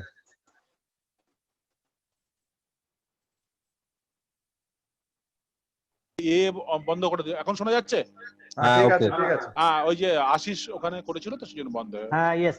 হ্যাঁ, কন্ট্যাক্ট ট্রেসিং, অর্থাৎ আমি যখন একটা পলিসি হোল্ডারকে পলিসি করাচ্ছি, অর্থাৎ তার যখন প্রপোজাল ফর্ম সাইন করে নিলাম, আমি কি তার কন্ট্যাক্ট ট্রেসিং করেছি? আমি কি তার কাছ থেকে রেফারেন্স চেয়েছি? Asking for referral is the another important way to success. Testing kit, এরপর আসে টেস্টিং কিট। আমার কাছে কোনো টেস্টিং কিট আছে? What is our testing kit? Testing kit ছিল না বলে আমাদের এখানে টেস্ট হয়নি পশ্চিমবঙ্গে, আমরা পিছিয়ে গেছিলাম। এজেন্ট হিসাবে আমার কাছে টেস্টিং কিট কোনগুলো? আমার কাছে টেস্টিং কিট হচ্ছে ভাই সার্ভে সিট, আমার কাছে টেস্টিং কিট হচ্ছে নিড অ্যানালাইসিস ফর্ম, আমার কাছে টেস্টিং কিট হচ্ছে এইচএলভি ক্যালকুলেশন শিট, আমার কাছে টেস্টিং সিট হচ্ছে অ্যাপয়েন্টমেন্ট কালেকশন। আমি যদি টেস্টিং কিটই আমার কাছে না থাকে, আমার কাছে যদি অ্যাপয়েন্টমেন্ট নাই থাকে, তাহলে আমি কি করে বুঝবো যে আমার কাস্টমার পজিটিভ না নেগেটিভ? আমি কোভিড-19 থেকে, কোভিড-19 এর যে টার্মিনোলজি, সেই টার্মিনোলজি গুলোকে আমার প্রফেশন আমি এইভাবে দেখতে শিখেছি। Next, COVID-19 very interesting finding for us. দেখুন, those who are our HNI customer, যারা আমাদের অনেক বড় বড় পলিসি হোল্ডার, প্রচুর টাকা আছে, বিজনেসম্যান, অনেক বড় মানুষ, they are very much careless about the security and protections. কেন? আমরা কি দেখলাম? HNI দেশ কোনগুলো আমাদের পৃথিবীতে? HNI দেশ হচ্ছে ইউএসএ, ফ্রান্স, ইটালি, ইংল্যান্ড, এরা কিন্তু জার্মানি, এরা কিন্তু মানে HNI দেশ, এদের কাছে টাকার কোনো অভাব। কিন্তু আমরা কি দেখলাম? টাকার অভাব থাকলেও তারা যে সিকিউরিটি ব্যাপারে প্রথম থেকে সজাগ থাকবে তা কিন্তু নয়। They are very careless about the security. So friends, যাদের কাছে আপনার এলাকায় টাকা আছে, বিজনেসম্যান আছে, আপনার ভাবার কোনো কারণ নেই, তারা কিন্তু করে কোথায় ইনভেস্টমেন্ট করে বেশি টাকা কামানো যাবে, কিন্তু তারা খুব কম চিন্তা করে তার সিকিউরিটি নিয়ে। সো আজকের পর থেকে HNI লিস্ট তৈরি করা শুরু করুন। HNI কাস্টমারদের কাছে টাকা প্রচুর থাকতে পারে, তারা সেই টাকা ইনভেস্ট করে কোথা থেকে বাড়াবে সেটা ভাবতে পারে, but they are absolutely careless about the security and protection. এবং তাদেরকে MWP অ্যাক্টে পলিসি ইমিডিয়েট অফার করবা শুরু করুন। এই সময় FWP অ্যাক্ট হচ্ছে মোক্ষম অস্ত্র HNI কাস্টমারদের কাছে। আরেকটা জিনিস কি দেখলাম, অ্যানাদার বিউটিফুল থিংস যেটা আমার কাছে এলো, লার্নিং, ট্রেনিং, নোয়িং। এই সময়ে প্রচুর প্রচুর আমরা ট্রেনিং নিয়েছি ফেসবুকে, ট্রেনারদের কাছে পয়সা দিয়ে।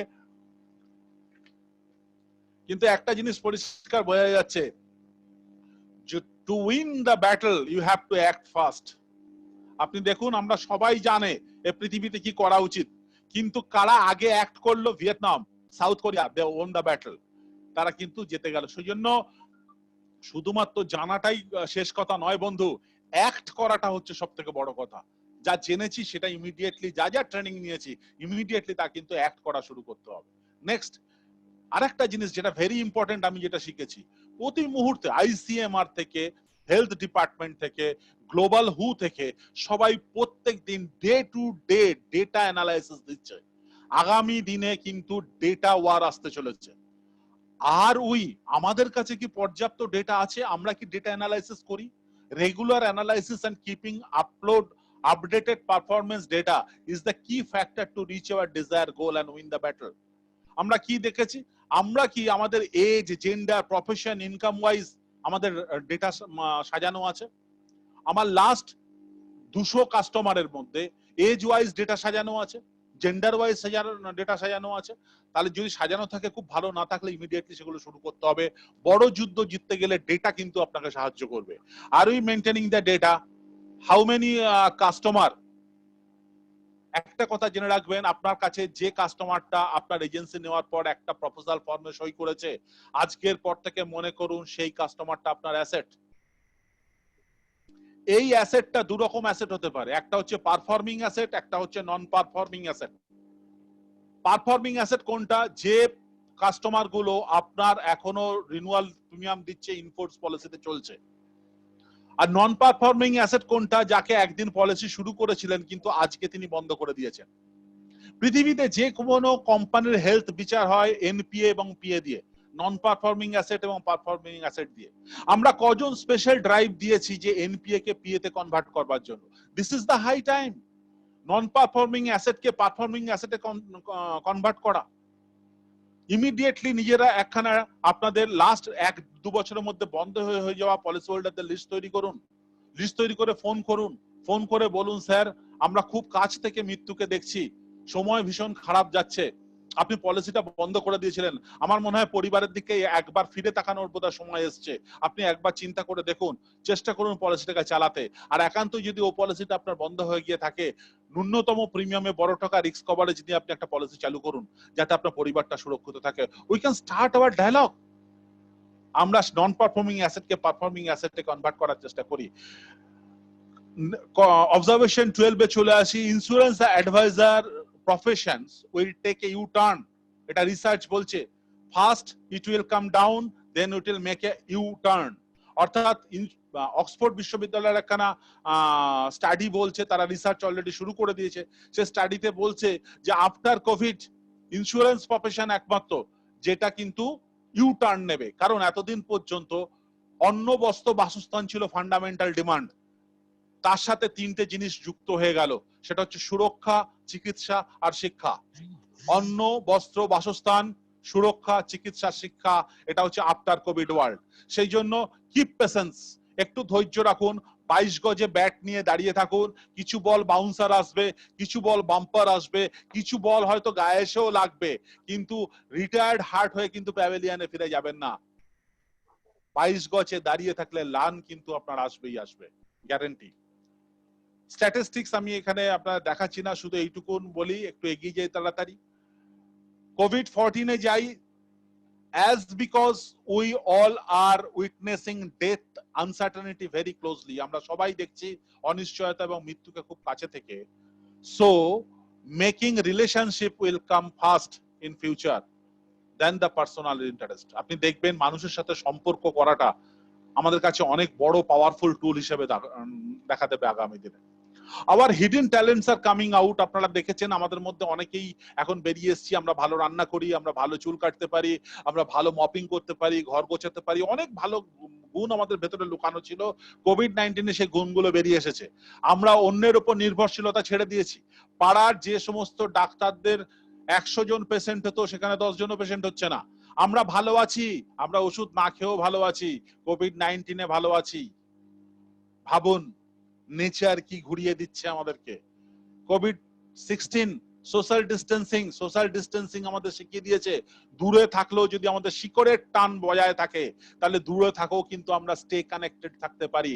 পায়োনিয়ার কিন্তু দূরে থেকেও বুঝিয়ে দিয়েছে, এপ্রিল মাস থেকে বুঝিয়ে দিয়েছে যে 250 ছেলেকে তার নাড়ির বন্ধনে কিভাবে আটকে রাখতে হয়।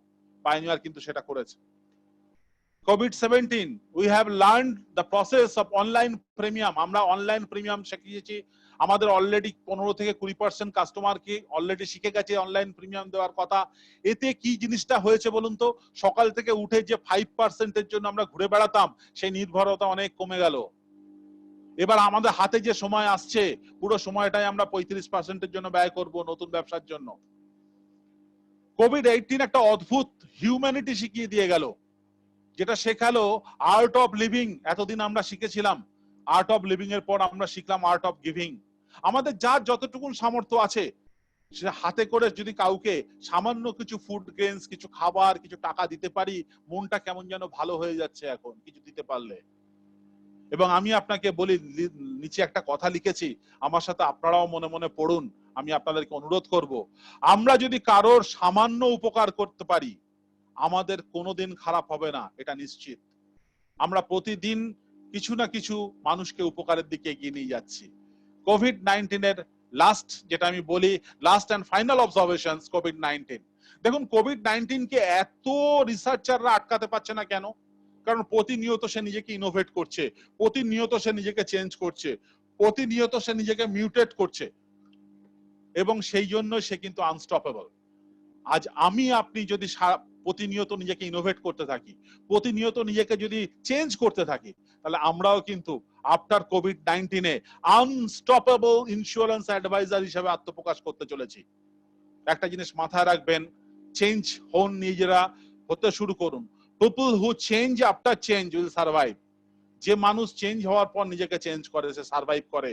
People who change with the change, যে চেঞ্জের সাথে সাথে নিজেকে চেঞ্জ করে, সে কিন্তু সাফল্য লাভ করে। আর people who cause the change, যে নিজে কারণ হয় পরিবর্তনের, সে কিন্তু নিজে পথ দেখায়। So this is the COVID-19 my expect. अब देखिए इसका फायदा किसको होगा। कोरोना वायरस दुनिया को कैसे बदल देगा ये आपने समझ लिया। आपने इससे होने वाले नुकसानों के बारे में जान लिया। अब समझिए फायदा किसे होगा। फायदा असल में आप में से किसी को नहीं होगा। इस लिस्ट में जो पहले नंबर पर हैं वो है हेल्थ इंश्योरेंस कंपनियां। सबसे ज्यादा फायदा हेल्थ इंश्योरेंस कंपनियों को होने वाला है। अलग अलग रिपोर्ट्स के मुताबिक लॉकडाउन के दौरान भारत में हेल्थ और लाइफ इंश्योरेंस खरीदने वालों की संख्या 25 से 30% तक बढ़ गई है। और अगर आप लगातार इस दौरान टीवी देखते होंगे तो आपने देखा होगा टीवी पर अब सबसे ज्यादा जो विज्ञापन आपको देखने को मिलते हैं वो इंश्योरेंस कंपनीज के विज्ञापन होते हैं, क्योंकि इंश्योरेंस खरीदने से आपको मानसिक रूप से एक शांति मिलती है, आपको सुरक्षा का भाव आता है और आपको ऐसा लगता है कि अब आपका शरीर भविष्य के लिए भी सुरक्षित हो गया, क्योंकि अगर आप आगे चलकर बीमार हो गए तो फिर आप अपना इलाज करा पाएंगे, या आप आगे चलकर मर भी गए तो फिर आपके परिवार को उस इंश्योरेंस से पैसा मिल जाएगा। इसलिए इंश्योरेंस कंपनियों को पूरी दुनिया में सबसे ज्यादा लाभ होने वाला है, क्योंकि पूरी दुनिया में जब भविष्य को लेकर असुरक्षा की भावना पैदा होती है तो लोग सबसे पहले इंश्योरेंस खरीदते हैं। সো ফ্রেন্ডস,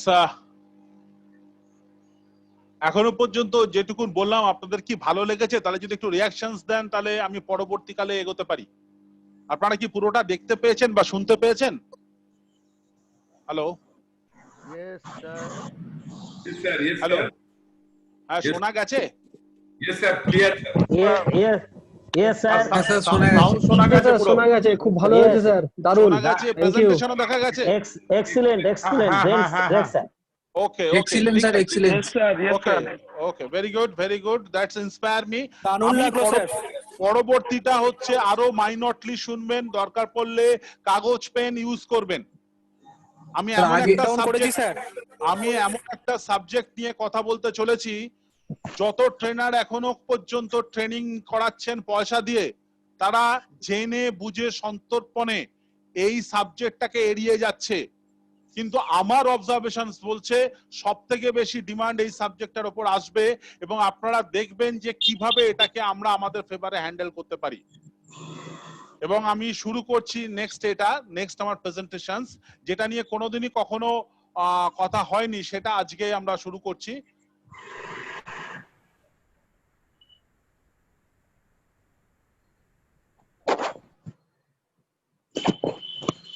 আশিস বা দেবাশিস দেখা যাচ্ছে? হ্যালো, অল ওকে, ওকে, তো এভরিথিং ওকে, আমি তাহলে এগোবো? একদম মিটিং রুম ওপেন আছে, একদম 6টা অবধি ওপেন থাকবে, 6টা অবধি ঢুকে যাক যে চাইবে। সব তাহলে মিটিং আমি ওপেন শুরু আছে। করছি দেবাশিস। হ্যাঁ, ওকে। ওকে, সো ফ্রেন্ডস, একটা জিনিস বলি যে প্রথম কথা হচ্ছে মানুষ এখন চাইছে যে তার ইন্স্যুরেন্স কভারেজ কিভাবে বাড়ানো যায়, এবং কিছুটা আমাদের কিন্তু এদিকে ধ্যানও দিতে হবে যে ইন্স্যুরেন্স কভারেজের টার্ম প্ল্যানের কথা যেটা আসবে। এবং এই টার্ম প্ল্যান বিক্রির ক্ষেত্রে আমরা এতদিন কখনো সময় দিইনি বা আমরা এটাকে ইম্পর্টেন্স দিইনি একটাই কারণে, যে আমাদের মনে হচ্ছে এখানে প্রিমিয়াম কম এবং এখানে শুধুমাত্র আমাদের বেশি ঝক্কি ঝামেলা পোহাতে হবে। কিন্তু দেখুন, আমি আবার বলছি, আগামী দিনে কিন্তু সমাজের সাথে সাথে আমাদের চেঞ্জ করতে হবে। সো আসুন আজকে আমরা একটা ডিফারেন্ট আঙ্গিকে টার্ম প্ল্যানের কথা আমি আপনার সামনে প্রেজেন্ট করবার জন্য এনেছি। এই detail and different discussions. What is term insurance plan? Term insurance plan সম্পর্কে আমরা সবাই টু সাম এক্সটেন্ট জানি, তবু আমি আপনাদেরকে বলি। Term insurance is a type of life insurance policy that provides risk coverage for a specified period of time. অর্থাৎ একটা টার্ম পর্যন্ত আমার একটা বড় টাকা রিস্ক কভারেজ দেবে। ইফ দ্য ইনসিওর্ড ডাইজ, এই টার্মের মধ্যে যদি কেউ মারা যায় during the term of the policy, nominee policy যদি ইনফোর্স থাকে তাহলে নমিনি একটা বড় টাকার ডেথ বেনিফিট পাবে। এটাই আমরা জানি টার্ম ইন্স্যুরেন্স। এবং এটাও জানি যে যদি ম্যাচুরিটি পর্যন্ত তার কিছু না হয় তাহলে সে এক পয়সাও ফেরত পাবে না। এইটাই হচ্ছে, আপনারা একটা জিনিস জেনে রাখবেন, what is the philosophy of insurance in globe. গোটা পৃথিবী জুড়ে ফিলোসফি কি? ইন্স্যুরেন্সের ফিলোসফি বলছে ইন্স্যুরেন্স মানি ইজ অলওয়েজ ফরফিটেবল। যেহেতু অল্প টাকায় বেশি টাকা রিস্ক কভারেজ ক্যারি করা হয়, সেহেতু ইন্স্যুরেন্স মানি অলওয়েজ ফরফিটেবল। সেই জন্য টার্ম ইন্স্যুরেন্স পলিসিতে ম্যাচুরিটিতে গিয়ে কোনো টাকা পাওয়া যাচ্ছে না। নেক্সট, এবার টার্ম ইন্স্যুরেন্স নিয়ে যখন কথা বলতে আসবো, সাম কমন অবজেকশনস আমাদের কাছে টার্ম ইন্স্যুরেন্স নিয়ে এসছে, বিগত দিনেও এসছে, আগামী দিনেও আসবে। চট করে একবার দেখে নিই কি কি অবজেকশন আছে। প্রত্যেকটা অবজেকশন নিয়ে আমি আমার কিছু কথা এখানে বলবো। প্রথম কথা হচ্ছে কাস্টমার। স্লাইড দেখা যাচ্ছে না দাদা, স্লাইড দেখা যাচ্ছে না। স্লাইড দেখা যাচ্ছে না? এই যে বললো না, দেখা স্লাইডটা যাচ্ছে। দেখা যাচ্ছে না দাদা, না, এবারে স্লাইডটা দেখা যাচ্ছে না। না, এবারে না, স্লাইড স্যার। দেখা যাচ্ছে না। ওকে ওকে ওকে ওকে ওকে, কিন্তু আমাদের দেখতে পাচ্ছি। দেখা যাচ্ছে? এবার দেখা যাচ্ছে। ওকে ঠিক ওকে, আছে, ঠিক আছে। হ্যাঁ দেখা যাচ্ছে। ইয়েস স্যার, দেখা যাচ্ছে স্যার। এবার দেখা যাচ্ছে? হ্যাঁ স্যার দেখা যাচ্ছে। আচ্ছা, কমন অবজেকশনস গুলো কি কি বলি। প্রথমেই কাস্টমার বলবে দেখো ভাই আমার only pure term insurance policy চাই। তারপরেও যদি টার্ম ইন্স্যুরেন্স পলিসি হয় কি কি অবজেকশন ন্যাচারালি সে দিয়ে থাকে। LIC term plan is costlier than private insurance, private ইন্স্যুরেন্সের থেকে আপনাদের প্রিমিয়াম অনেক বেশি। এরপরেও যদি হয় তারপরে তারা বলে, আমরা বলি যে প্রাইভেট ইন্স্যুরেন্স কোম্পানি করছেন তারা ক্লেম দেবে কি, তখন আমাদেরকে কি বলে, ভাই সাহেব এখন আর ওইসব সময় নেই, আইআরডি আছে না, আমি আইআরডি এর কাছে চলে যাব। এবার আমরা যদি বলি স্যার আইআরডি এর কাছে গেলেও সবকিছু হয় না, তখন কি বলে, ভাই সাহেব দরকার পড়লে আমরা কোর্টে চলে যাব। এরপরও যদি তাকে কনভিন্স করানো যায় তখন তারা কি বলে যে প্রাইভেট কোম্পানি এখন ভালো ক্লেম সেটেলমেন্ট করছে। এরপরও যদি তাকে আমরা কনভিন্স করি তখন তারা বলে তাহলে যদি দরকারি পড়ে অনলাইনে কিনবো, অনলাইন সস্তা হয়। আসুন আমরা একটু চেষ্টা করব এটাকে একটু ডিপলি দেখে নেওয়া শর্ট করে। Term plan, I want only term insurance plan, যখনই এই কথাটা আপনাদেরকে বলবে সঙ্গে সঙ্গে আমাদের কি থাকবে, our effort to convert term plan into combinations plan. আমাদের এফর্ট থাকবে টার্ম প্ল্যান কম্বিনেশনস প্ল্যানে কনভার্ট করে দেওয়া। আশিস দেখা যাচ্ছে, শোনা যাচ্ছে? যদি অফ হয়ে যায় বলবে। ওকে ওকে ওকে ওকে ওকে ওকে ওকে, আচ্ছা প্রথমে বলি যখনই আসবে তখনই আমাদের কি বলবো, ইয়েস স্যার আপনি টার্ম ইন্স্যুরেন্স প্ল্যান চাচ্ছেন। We have term insurance plan in 3 different varieties. আমাদের 3টে ডিফারেন্ট ভ্যারাইটিস এর স্যার টার্ম ইন্স্যুরেন্স প্ল্যান আছে। একটা ভ্যারাইটির কথা বলি, normal term insurance plan sir 1 কোটি টাকা রিস্ক কভারেজ 30 বছর টার্মের জন্য আপনাকে দেওয়া হবে। ডেথ যদি কখনো হয়ে যায় ফ্যামিলিতে 1 কোটি টাকা যাবে, ম্যাচুরিটিতে একটা পয়সাও পাওয়া যাবে না। আর একটা নেক্সট ভ্যারাইটি আছে, সেটা হচ্ছে গোল্ডেন টার্ম ইন্স্যুরেন্স প্ল্যান। সেটা তো ডে 1 থেকে 1 কোটি টাকার কভারেজ থাকবে 30 বছরের জন্য। টার্মের মধ্যে মারা গেলে ফ্যামিলি 1 কোটি টাকা পাবে, কিন্তু যদি কিছু না হয় তাহলে আপনি যে টাকাটা প্রিমিয়াম দিয়েছেন তার ডবল টাকা আপনাকে ফেরত দিয়ে দেওয়া হবে। আর প্রিমিয়াম টার্ম ইন্স্যুরেন্স যেটা আছে, প্রিমিয়াম টার্ম ইন্স্যুরেন্স যদি নেন তাহলে এর কনসেপ্ট হচ্ছে ডে 1 থেকে 1 কোটি টাকার কভারেজ থাকবে ফ্যামিলিতে 30 বছর টার্মে। স্যার যদি ম্যাচুরিটি পর্যন্ত কিছু না হয় তাহলে ম্যাচুরিটিতেও আপনাকে ট্যাক্স পে 1 কোটি টাকা রিটার্ন দিয়ে দেওয়া হবে। এবার প্রশ্ন হচ্ছে, এই যে আমি 1 কোটি টাকা টার্ম ইন্স্যুরেন্স প্ল্যানের কথা বলবো, এই বলবার সময় আমার অ্যাপ্রোচটাকে একটু ডিফারেন্ট করতে হবে, একটু ডিফারেন্ট ভাবে ভাববো এবং ডিফারেন্ট ভাবে অ্যাপ্রোচটা করবো। আমি একটু অ্যাপ্রোচটা দেখার চেষ্টা করি। হোয়াট ইজ দা অ্যাকচুয়ালি একবারও ভেবে দেখেছি কি আমরা যে কার ইন্স্যুরেন্স, একটা সুইফটের ভ্যালু হচ্ছে 5,16,560 টাকা, তার ইন্স্যুরেন্স প্রিমিয়াম হচ্ছে 20,972 টাকা বছরে। এর মুডটা কি, নন রিফান্ডেবল। কত পার্সেন্টেজ ইন্স্যুরেন্স আছে এখানে? 4%। অর্থাৎ কারের ভ্যালু 4% ইন্স্যুরেন্সের টাকা আমরা নির্বিবাদে দিয়ে দিচ্ছি, যার এগেইনস্টে আমরা কোনো টাকা ফেরত দাবি করছি না কিছু না হলে। আচ্ছা, একটা বাইক ইন্স্যুরেন্স, বাইকের ভ্যালু 66,223 টাকা, তার ইন্স্যুরেন্স প্রিমিয়াম হচ্ছে 1,864 টাকা। পার্সেন্টেজ অফ প্রিমিয়াম, অর্থাৎ আমার বাইকের ভ্যালুর 2.75% মাত্র প্রিমিয়াম, সেই প্রিমিয়ামটা দিলে আমার বাইকের ভ্যালুটা কভার করা হচ্ছে। কিন্তু যদি কোনো ধরনের অ্যাক্সিডেন্ট বা কোনো কিছু না হয় তাহলে টাকা ফেরত আসবে না, নন রিফান্ডেবল। এবার আসে মেডিক্লেম। 1 লক্ষ টাকা মেডিক্লেমের জন্য 19,000 টাকা প্রিমিয়াম। নেচার অফ প্রিমিয়াম কি, নন রিফান্ডেবল। পার্সেন্টেজ কত? 10 লক্ষ টাকার জন্য 10 লক্ষ টাকা আমাকে কভার দিচ্ছে, তার জন্য আমাকে মাত্র 1.9% প্রিমিয়াম ধার্য করা হয়েছে। স্যার দেখুন, মাত্র 1.9% আপনি 10 লক্ষ টাকার মেডিক্লেম পাবেন। আসুন ফায়ার বাগলারি, 10 লক্ষ টাকার ফায়ার বাগলারি, অর্থাৎ চুরি ডাকাতি কিংবা আপনার দোকানে আগুন লেগে যাওয়া, তার জন্য 10 লক্ষ টাকার জন্য আপনার বাৎসরিক প্রিমিয়াম পড়ছে 5,200 টাকা। পার্সেন্টেজ কত স্যার? 0.52%। আপনার এন্টার রিস্কটা ইন্স্যুরেন্স কোম্পানি কাঁধে নিয়ে নেবে 0.52% রিস্কের জন্য। স্যার আসি ফায়ার ইন্স্যুরেন্স, আপনার 50 লক্ষ টাকার বাড়ি, তার ফায়ার ইন্স্যুরেন্সের প্রিমিয়াম 4,000 টাকা। ইন্স্যুরেন্স পার্সেন্টেজ কত? 0.08%। 0.08%। নেচার অফ প্রিমিয়াম কি, নন রিফান্ডেবল, কিছু যদি না হয় আপনি টাকা ফেরত পাবেন না। আসুন স্যার আমাদের যে নরমাল টার্ম ইন্স্যুরেন্সের কথাটা বলছি, সেখানে দেখুন আমরা কত পার্সেন্টেজ প্রিমিয়াম চার্জ করছি স্যার। আমাদের 1 কোটি টাকা সাম অ্যাসিওর্ড প্রিমিয়াম হচ্ছে 28,839 টাকা। আমরা 1 কোটি টাকার জন্য আপনার কাছে মাত্র 0.28% প্রিমিয়াম চার্জ করছি, যেটা নন রিফান্ডেবল, ফেরত পাবেন না আপনি কিছু। কিন্তু পার্সেন্টেজটা দেখুন, 1 কোটি টাকার জন্য আপনাকে আপনার 1 কোটি টাকা কভারেজের 1% প্রিমিয়ামও আমরা চার্জ করে দিই। এটা হলো নর্মাল টার্ম ইন্স্যুরেন্স, তিনটে ভ্যারাইটির এক নম্বর। সেকেন্ড হচ্ছে গোল্ডেন টার্ম ইন্স্যুরেন্স। এই গোল্ডেন টার্ম ইন্স্যুরেন্সে দেখুন এখানে কি বলছি, এখানে বলা হচ্ছে refund of premium with interest. আপনার যদি কিছু না হয় তাহলে প্রিমিয়াম তো আসবেই, উইথ ইন্টারেস্ট আসবে। তার জন্য কত পার্সেন্টেজ চার্জ করেছে স্যার? 0.42%। দেখুন 0.28% আপনি কিছু পেতেন না, আর 0.42% আপনি যা দিয়েছেন সেটা তো পাবেনই, বরং তার সাথে ইন্টারেস্ট পাবেন। আর দেখুন প্রিমিয়াম টার্ম ইন্স্যুরেন্স, এটা হচ্ছে আপনার মতন মানুষের জন্য ভেবে তৈরি করা হয়েছে। 1 কোটি টাকার ডে 1 থেকে কভারেজ, তার জন্য প্রিমিয়াম ধার্য করা হয়েছে মাত্র 1.19%। স্যার আপনি সুইফটে কিন্তু 5.4% গাড়ির জন্য ইন্স্যুরেন্স প্রিমিয়াম দিচ্ছেন, এবং নির্বিবাদে দিচ্ছেন, না নিলে পরে আপনি এজেন্টকে ডেকে নিয়ে দিয়ে দিচ্ছেন।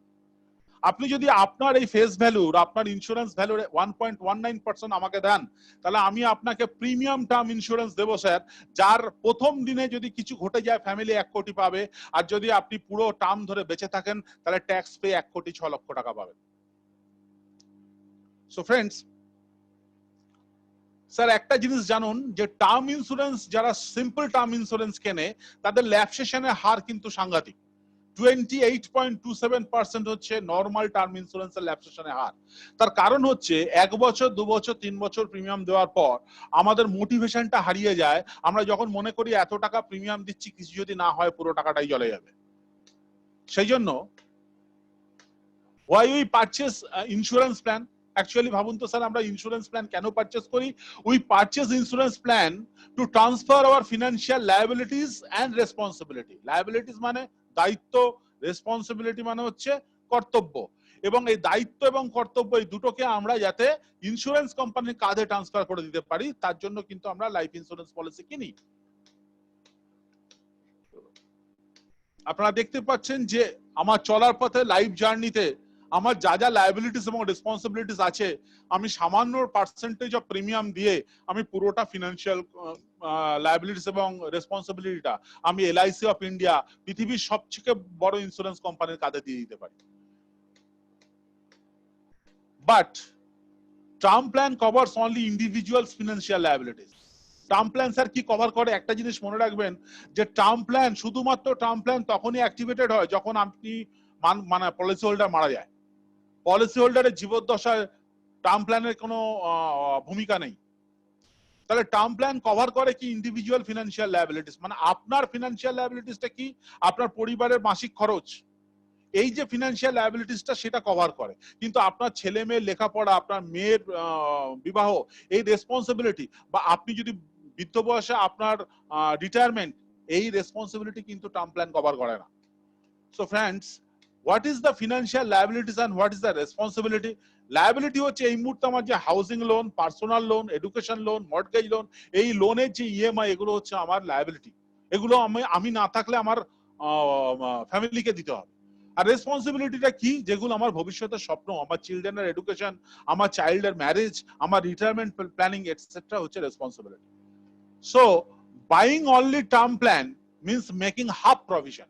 আপনি যদি শুধু টার্ম ইন্স্যুরেন্স প্ল্যান কেনেন তাহলে স্যার আপনি অর্ধেক প্রভিশন করলেন, অর্ধেক ফাঁকা রাখলেন। Therefore as we know India better, LIC come up. আমরা যেহেতু আমাদের একটা স্লোগান আছে যে ভারতকে সম্পূর্ণরূপে আমরাই ভালো করে চিনি, তাই আমরা 3টে ভ্যারিয়েন্ট নিয়ে আপনার কাছে এসেছি টার্ম ইন্স্যুরেন্স প্ল্যান নিয়ে। কি 3টে ভ্যারিয়েন্ট? 3টে ভ্যারিয়েন্টের মধ্যে দেখুন sir, normal term insurance. Normal term ইন্স্যুরেন্সে আপনার 28,839 টাকা করে প্রিমিয়াম হবে। আপনি 30 বছরে 8,65,170 টাকা দেবেন। যদি 30 বছর বেঁচে থাকেন 8,65,170 টাকার 1 টাকাও ফেরত পাবেন না। আপনি যদি গোল্ডেন টার্ম ইন্স্যুরেন্সে যান, এটা কিন্তু কাস্টমারকে দেখানোর জন্য নয়, এটা আপনার জন্য। আপনি 1 কোটি টাকার টার্ম ইন্স্যুরেন্স নেবেন। এই 1 কোটি টাকার টার্ম ইন্স্যুরেন্সের স্প্লিট আপ আছে, কম্বিনেশন কি আছে? জীবন অমর আছে 90 লক্ষ টাকা, 814 আছে 10 লক্ষ টাকা। দেখুন দুটোর প্রিমিয়াম হচ্ছে জীবন অমরের 28,020 টাকা, আর 814-30 এর প্রিমিয়াম হচ্ছে 32,473 টাকা। টোটাল প্রিমিয়াম কত? 60,493। Monthly 5,000 only. মান্থলি 5,000 এ 1 কোটি টাকার কভারেজ আপনার পরিবারের জন্য। এবং যদি কিছু না হয় তাহলে আপনি টোটাল 17,94,000 টাকা দেবেন, তার এগেনস্টে 35,40,000 টাকা ফেরত আসবে। এবার আসি প্রিমিয়াম টার্ম ইন্স্যুরেন্স, সেখানেও আপনার 1 কোটি টাকার কভারেজ স্যার। সেখানের কম্বিনেশনটা কি দেওয়া আছে এটা আপনার জন্য, কাস্টমারের জন্য নয়। জীবন অমরের 70 লাখ, 814-30 এর 30 লাখ, জীবন অমরের premium 21,793, 814 premium 97,420, total premium 1,19,213। Sir monthly 10,000, তারও কম। মান্থলি 10,000 টাকা দিলে আজ বাদে কালকে যদি কিছু হয়ে যায় ফ্যামিলি 1 কোটি, আর আপনার যদি টার্মের মধ্যে কিচ্ছু না হয় তাহলে আপনার ফেরত 1,06,20,000। নাও চয়েস ইজ ইয়োর্স, আপনি যেটা খুশি সেটা বেছে নিতে পারেন। I am ready for anything. আমি আপনাকে শুধু বেটার সাজেশনস দিতে পারি। ওকে, নেক্সট একটা অ্যামেজিং ক্লিপিংস আপনাদেরকে দেখাচ্ছি, পরবর্তীকালে এটা নিয়ে চর্চা করা যাবে। এটা আমি তৈরি করেছি, amazing options of term insurance. দেখুন নরমাল টার্ম ইন্স্যুরেন্সের ক্ষেত্রে দেখুন, প্রথমে দেখুন সাম অ্যাসিওর্ডে যান, 25 লাখ টাকা সাম অ্যাসিওর্ড, 30 বছরের টার্ম, 855 টেবিল, 8,644। হ্যাঁ শোনা যাচ্ছে না? দেখা যাচ্ছে না? হ্যালো দেখা যাচ্ছে না। দেখা যাচ্ছে না? হ্যালো আশিস দেখা যাচ্ছে? হ্যাঁ জুম করে নিলে বোঝা যাচ্ছে তো, জুম করে সব নিতে দেখা হবে। যাচ্ছে, সব দেখা যাচ্ছে। হ্যাঁ স্যার দেখা যাচ্ছে, দেখা যাচ্ছে। দেখা সব যাচ্ছে দেখা দেখা যাচ্ছে। যাচ্ছে, ওকে সব ওকে ওপেন আছে। 8,644 টাকা ইয়ারলি প্রিমিয়াম। ম্যাচুরি টোটাল প্রিমিয়াম দিচ্ছে 25 লাখ টাকা পলিসির জন্য, 2,59,320 টাকা ম্যাচুরিটি নীল। এবার দেখুন যদি 50 লক্ষ টাকা নরমাল টার্ম ইন্স্যুরেন্স আসে, নরমাল পার্টি কিচ্ছু বুঝলো না, বললো না আমি শুধু নরমাল টার্ম ইন্স্যুরেন্সই নেবো, তাহলে তাকে বলুন আপনার 15,567 টাকা করে প্রিমিয়াম হবে। আপনি টোটাল টেনিওর ধরে 4,67,000 টাকা দেবেন, ম্যাচুরিটিতে একটা পয়সাও ফেরত আসবে না। আর আপনি যদি মনে করেন যেটা 30 বছর ধরে প্রিমিয়াম দেবেন না, আপনি একবারে প্রিমিয়াম দিয়ে দিতে চান, তাহলে 3,16,000 টাকা দিয়ে দিন, আপনার জন্য 50 লক্ষ টাকা টার্ম ইন্স্যুরেন্স 30 বছরের জন্য রেডি থাকবে। 30 বছর বাদে আপনি 15,753 টাকা করে যতদিন বেঁচে থাকবেন ততদিন ইয়ারলি বেনিফিট পাবেন। আপনি মরে যাওয়ার পর ফ্যামিলি 2,95,000 টাকা নিয়ে নেবে। কিরাম লাগছে প্রেজেন্টেশনটা? How the presentation is? Amazing sir, amazing. Amazing sir. আচ্ছা নরমাল টার্ম ইন্স্যুরেন্স চলে স্যার আসুন। আরেকবার একটু বলুন স্যার। আমি আবার বলছি, স্যার আরেকবার একটু বলুন, একটুখানি বলুন। নরমাল টার্ম ইন্স্যুরেন্সে 50 লাখের কলমে আসুন। সাম অ্যাসিওর্ড 50 লাখ, টার্ম 30 বছর, ইয়ারলি প্রিমিয়াম 15,567, টোটাল প্রিমিয়াম দিচ্ছেন 4,67,010 টাকা, ম্যাচুরিটি কিন্তু কিছু নেই। এবার যদি কাস্টমার বলে যে 30 বছর ধরে আমি প্রিমিয়াম দিতে চাই না, কাস্টমারকে অপশন দিন, কারণ এখন আপনার কাছে জীবন শান্তি আছে। আপনি বলুন যে আপনি এককালীনও দিয়ে দিতে পারেন, এককালীন টাকা দিয়ে আপনি 30 বছরের জন্য 50 লাখ টাকা টার্ম ইন্স্যুরেন্স কিনতে পারেন। তার জন্য আপনাকে 3,16,000 টাকা দিলেই হবে। 3,16,000 টাকা এককালীন দেবেন, তার এগেনস্টে আপনি 30 বছর ধরে 50 লক্ষ টাকা টার্ম ইন্স্যুরেন্স ভোগ করবেন। 30 বছর বাদে আপনার টার্ম ইন্স্যুরেন্সের পলিসি শেষ হয়ে যাবে, তখন থেকে যতদিন আপনি বেঁচে থাকবেন ততদিন 15,753 টাকা করলে ইয়ারলি ইনকাম আসবে আপনার। এবং যেদিন আপনি থাকবেন না, আপনার নমিনি 2,95,000 টাকা পেয়ে যাবে। বোঝা গেছে? Is it clear? Yes okay sir. বোঝা হ্যাঁ যাচ্ছে? ইয়েস বোঝা গেছে? আচ্ছা বোঝা গেছে। এটা কি ইন্টারেস্টিং মনে হচ্ছে? Yes sir, yes sir, yes এবার স্যার। গোল্ডেনে আসি। গোল্ডেনে 25 লাখ টাকা, গোল্ডেনে 25 লাখ টাকার 25 বছরের টার্ম ইন্স্যুরেন্স। ইয়ারলি প্রিমিয়াম কত? 21,397 টাকা, মান্থলি 2,000 টাকাও নয়, 25 লাখ টাকার পলিসি। টোটাল প্রিমিয়াম কত দেবে? 5,28,613 টাকা। 5,28,613 টাকা দিয়ে যদি কিছু না ঘটে তাহলে ফেরত পেয়ে যাবে 7,95,000 টাকা। আচ্ছা যদি পার্টি বলে এইটাই আমি নেব কিন্তু আমি এককালীন দিয়ে দিতে চাই, তাহলে 4,40,000 টাকা দিয়ে দিন স্যার, তাহলেই হবে। 30 বছর বাদে আপনার যখন এই টার্ম প্ল্যানটা শেষ হয়ে যাবে, আপনি 7,95,000 টাকা ফেরত পেয়ে যাবেন। তারপরেও 21,894 টাকা করে আপনি সারা জীবন পেতে থাকবেন। এবং যখন আপনি থাকবেন না তখন ফ্যামিলি 4,10,000 টাকা পাবে। Is it clear? বোঝা গেছে? Yes sir, yes sir. Yes. আচ্ছা আমি আরেকবার একটা লাইনে যাচ্ছি। গোল্ডেন টার্ম ইন্স্যুরেন্সের 1 কোটি টাকার প্রপোজালে গোল্ডেন টার্ম ইন্স্যুরেন্সের 1 কোটি টাকা প্রপোজাল, 30 বছরের টার্ম, 42,246 টাকা প্রিমিয়াম, মান্থলি 4,000ও নয়, টোটাল টেনিওর ধরে। হ্যালো হ্যালো, শোনা যাচ্ছে তো? হ্যাঁ স্যার শোনা যাচ্ছে। ওকে প্রসিড। আচ্ছা ওকে, 12,59,000 টাকা টোটাল দেয়া হবে। যদি কিছু না হয় তাহলে 14,16,000 টাকা ফেরত আসবে। যদি কাস্টমার বলে যেটা আমি এককালীন দিয়ে দিতে চাই, তাহলে 8,30,000 টাকা নিয়ে নেবেন, তাহলেই হয়ে যাবে।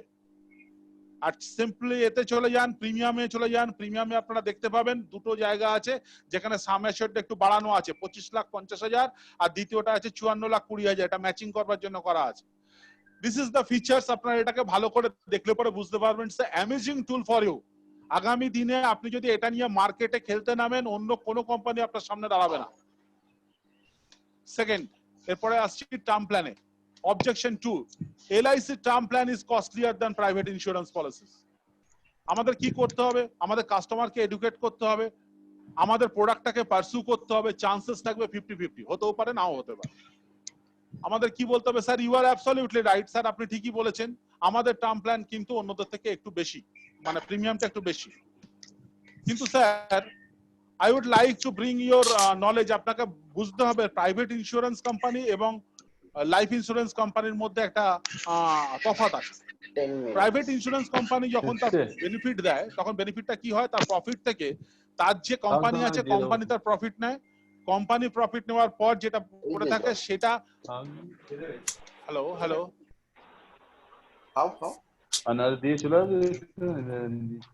সাইড টক হচ্ছে। হ্যাঁ, যাই হোক, life insurance corporation of India ক্ষেত্রে কি হয়, আমাদের ক্ষেত্রে কি হয়, গভর্নমেন্টের যে 5% শেয়ার আছে, সেই শেয়ারটুকু দেওয়ার পর বাদ বাকি যে টাকাটা পড়ে থাকে পুরোটাই আমরা কিন্তু পলিসি হোল্ডারকে বোনাস হিসাবে দিই। দুটো কোম্পানির মধ্যে এটা আছে। কনক্লুশন এটাই, সেটা হচ্ছে প্রাইভেট ইন্স্যুরেন্স কোম্পানি তার গ্রুপ যে প্রফিট হয় সেটাকে প্রথমে ভেঞ্চার কোম্পানি সে প্রফিট থেকে কিছু অংশ নেয়, বাদ বাকি যেটা থাকে সেটা পলিসি হোল্ডাররা পায়। আর এলআইসির ক্ষেত্রে প্রথমে 5% গভর্নমেন্ট নেয় এখনো পর্যন্ত, তারপরে বাদ বাকি 95% শেয়ার মানে পলিসি হোল্ডারের মধ্যে ডিস্ট্রিবিউশন হয়। নাও প্রথমে আগে স্যার আপনি যেটা বলছেন যে এলআইসির প্রিমিয়াম বেশি, আমিও আপনার সাথে মানছি এলআইসির প্রিমিয়াম বেশি। সেজন্য আপনার কাছে টার্ম ইন্স্যুরেন্সের মেকানিজমটা আমি একটু বলতে চাই স্যার। অ্যাকচুয়ালি কি হয়, when insurance company accept term insurance plan, then তখন কিন্তু তারা একটা জিনিস করে, তারা কিন্তু insurance company immediately reinsure that sum assured. আপনারা জানেন এলআইসি 40 লাখ টাকার উপর সাম অ্যাসিওর্ড হলে সেই পলিসিটাকে অটোমেটিক্যালি রিইন্স্যুরেন্স করে দেয়, এবং এই রিইন্স্যুরেন্সের জন্য ডিফারেন্ট কোম্পানি আছে। এবার what is the reinsurance company? They do not do insurance business directly as insurance company does. Reinsurance company কোনো ইন্ডিভিজুয়ালের কাছে ইন্স্যুরেন্স করাতে পারে না, তারা কোম্পানির কাছ থেকে কিন্তু লটে ইন্স্যুরেন্স কেনে। Their clients are insurance companies, not the policyholder. There are many reinsurance companies available in Indian market. আমাদের দেশে অনেক রিইন্স্যুরেন্স কোম্পানি আছে, তার মধ্যে সুইস রি গ্রুপ যেটাকে সবথেকে ভালো রিইন্স্যুরেন্স কোম্পানি বলা হয়, এবং এলআইসির ম্যাক্সিমাম পলিসি সুইস রিতে রিইন্স্যুরেন্স করানো হয়।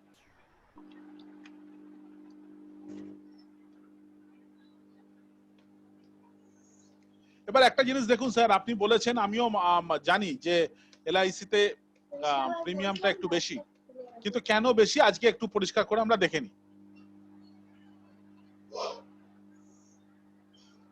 আগেরটা একবার বলুন। আচ্ছা, আমরা সুইস রি ইন্স্যুরেন্স কোম্পানিতে যে কোনো কোম্পানি তার টার্ম ইন্স্যুরেন্স করানোর পর সেই কোম্পানিটা রি ইন্স্যুরেন্স করায় রি ইন্স্যুরেন্স কোম্পানিদের মধ্যে। ভারতবর্ষে প্রায় 10টার মতন রি ইন্স্যুরেন্স কোম্পানি কাজ করছে, তার মধ্যে সুইস রি ইন্স্যুরেন্স কোম্পানি হচ্ছে সব থেকে টপ ব্র্যান্ডেড, এবং তার কাছেই সবাই রি ইন্স্যুরেন্স করায়। এবার দেখা যাক যে 1 কোটি টাকা 30 বছর বয়সে রি ইন্স্যুরেন্স কোম্পানিগুলো কি কি ধরনের প্রিমিয়াম ধার্য করে। দেখুন, প্রথম কথা একটা জিনিস দেখুন, সেটা হচ্ছে যে এলআইসির ক্ষেত্রে 32,000 টাকা যেটা প্রিমিয়াম, সেই 1 কোটি টাকার প্রিমিয়াম বিড়লা সান লাইফে 22,000, সেই 1 কোটি টাকা প্রিমিয়াম আভিবাতে 10,000, সেই 1 কোটি টাকা প্রিমিয়াম এইচডিএফসি তে 16,000, সেই 1 কোটি টাকা প্রিমিয়াম আইসিআইসিআই তে 20,000, সেই 1 কোটি টাকা প্রিমিয়াম এসবিআই লাইফে 28,000। এবার আসুন দেখুন যে যখন বিড়লা সান লাইফ 22,000 টাকা রি ইন্স্যুরেন্স কোম্পানিকে দেয়, সেখানে 22,000 টাকা প্রিমিয়াম নেয়, তার মধ্যে থেকে সে ওই পলিসিটাকে রিইন্স্যুরেন্স সুইস রিতে ইন্স্যুরেন্স করায়, সেই ইন্স্যুরেন্সের প্রিমিয়াম দেয় 15,400 টাকা, বাদ বাকি টাকাটা সে তার কোম্পানিতে রাখে। এই যে 15,400 টাকা প্রিমিয়াম দেয় আপনার 1 কোটি টাকার এগেনস্টে, সেখানে 3টে এক্সক্লুশন থাকে। 3 রকম ভাবে ডেথ হলে পরে ক্লেম পাওয়া যাবে না।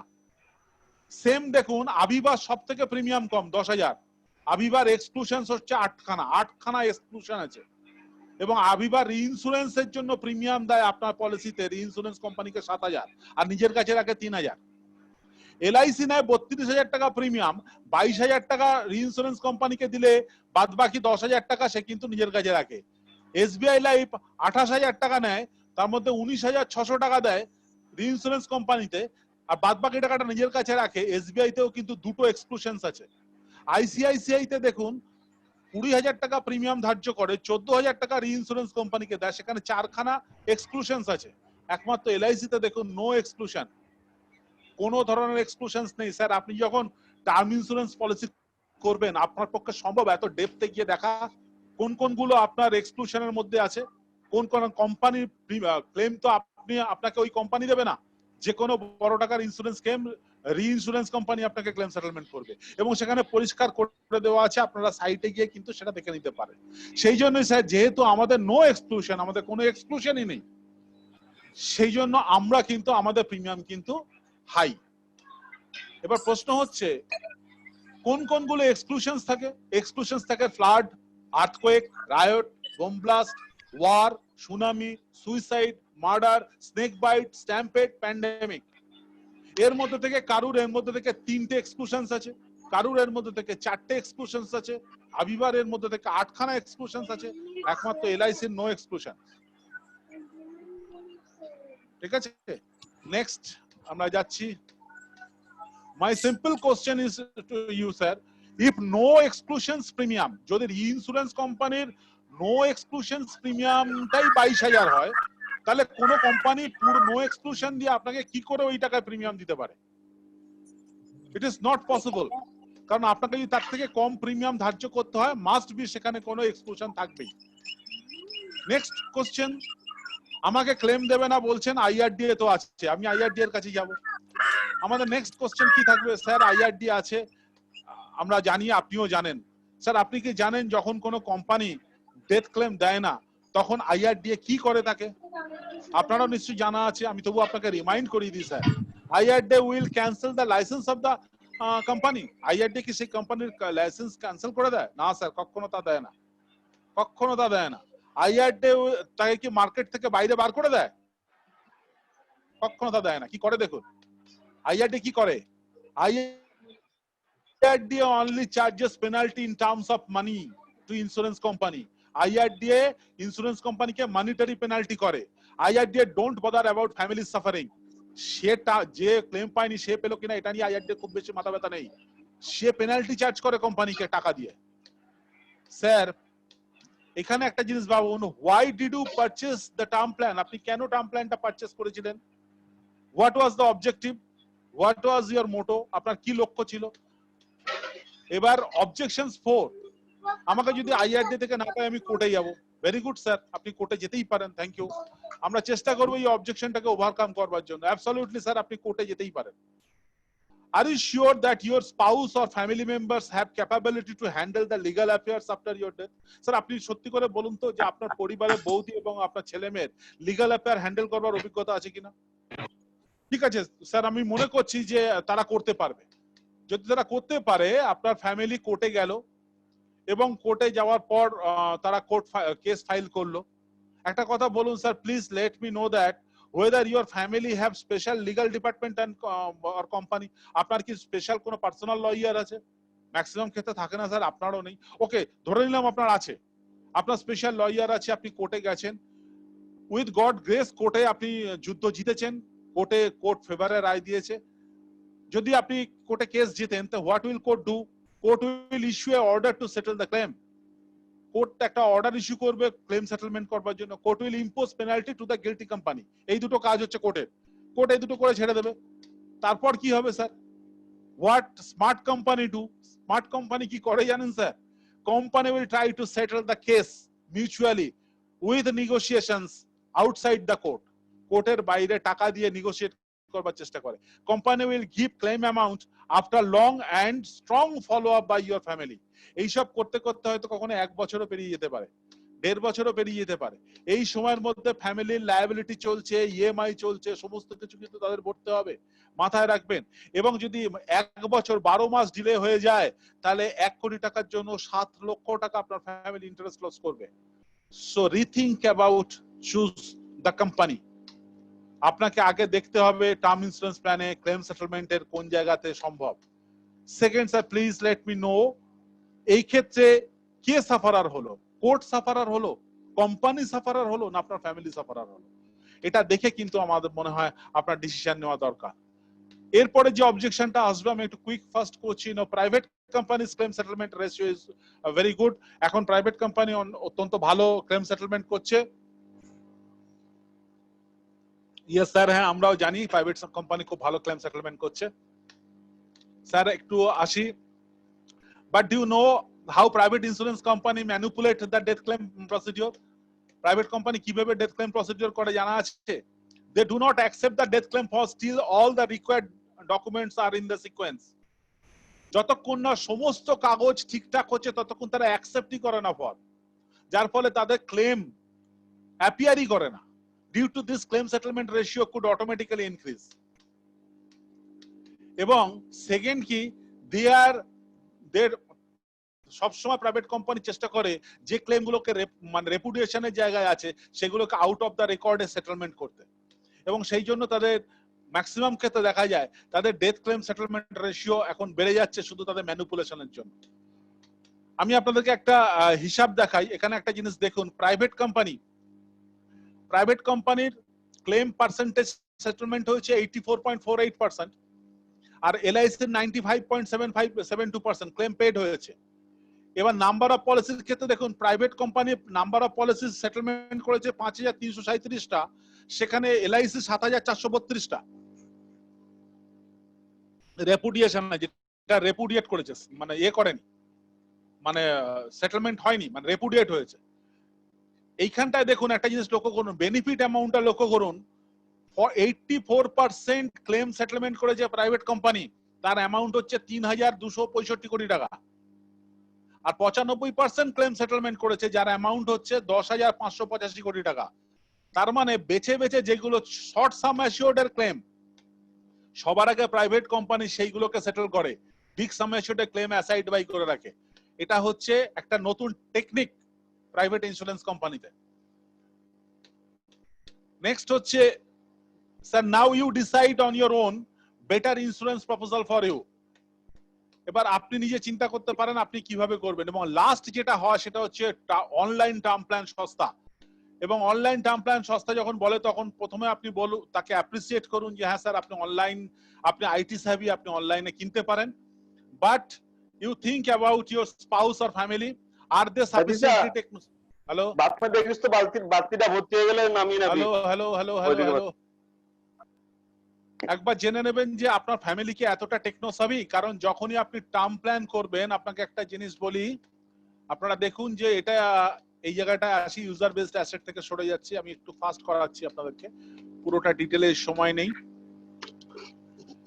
আচ্ছা, যখন we should recollect buying the term insurance fund, you are converting your financial liabilities to the assets. যখন আমরা অনলাইনে পলিসি কিনি, if the claim settlement is delayed by 12 months, এবং এটা আমরা জানি যে কত টাকা লস হয় যদি অনলাইনে কিনি। আমি একটু পিছিয়ে গেছি, আমি একটু এটা করে নি। আচ্ছা এই জায়গাটা, হ্যাঁ সরি একটু এটা করতে শুরু হচ্ছে। আচ্ছা, এলআইসিস অনলাইন টার্ম প্ল্যান আর অফলাইন টার্ম প্ল্যান, এই দুটোর মধ্যে অ্যাডভান্টেজ আর ডিসঅ্যাডভান্টেজ কি? আপনি যদি অনলাইনে কেনেন 20 to 25% লেস প্রিমিয়াম হবে আপনার। আর ডিসঅ্যাডভান্টেজ কি? No follow up at the underwriting stage, 30% cases pass and 70% pending for the requirement. এখনো পর্যন্ত যেগুলো অনলাইনে পলিসি হয়েছে তার 70% ডেথ ক্লেম শুধুমাত্র রিকোয়ারমেন্টের জন্য পড়ে আছে, 40% case pass with the health extra. আপনি যে প্রিমিয়ামটার জন্য কম বলে আপনি শুরু করছেন, যেহেতু অনলাইনে হবে আপনাকে দেখতে পাওয়া যাবে না, 40% কেসের উপর আন্ডাররাইটার হেলথ এক্সট্রা চাপাচ্ছে। No personal interest of staff, স্টাফের কোনো পার্সোনাল ইন্টারেস্ট নেই এখানে, এজেন্ট হিসাবে এজেন্টের ইন্টারেস্ট আছে পলিসি পাস করানো। সো আফটার সেল সার্ভিস পাবেন না। 98% death claim settlement with the help of the advisor. যারা অনলাইনে পলিসি কিনেছে তাদের 98% ক্লেম সেটেলমেন্ট হয়েছে ইন্স্যুরেন্স এজেন্টের মাধ্যমে, অনলাইনে নয়।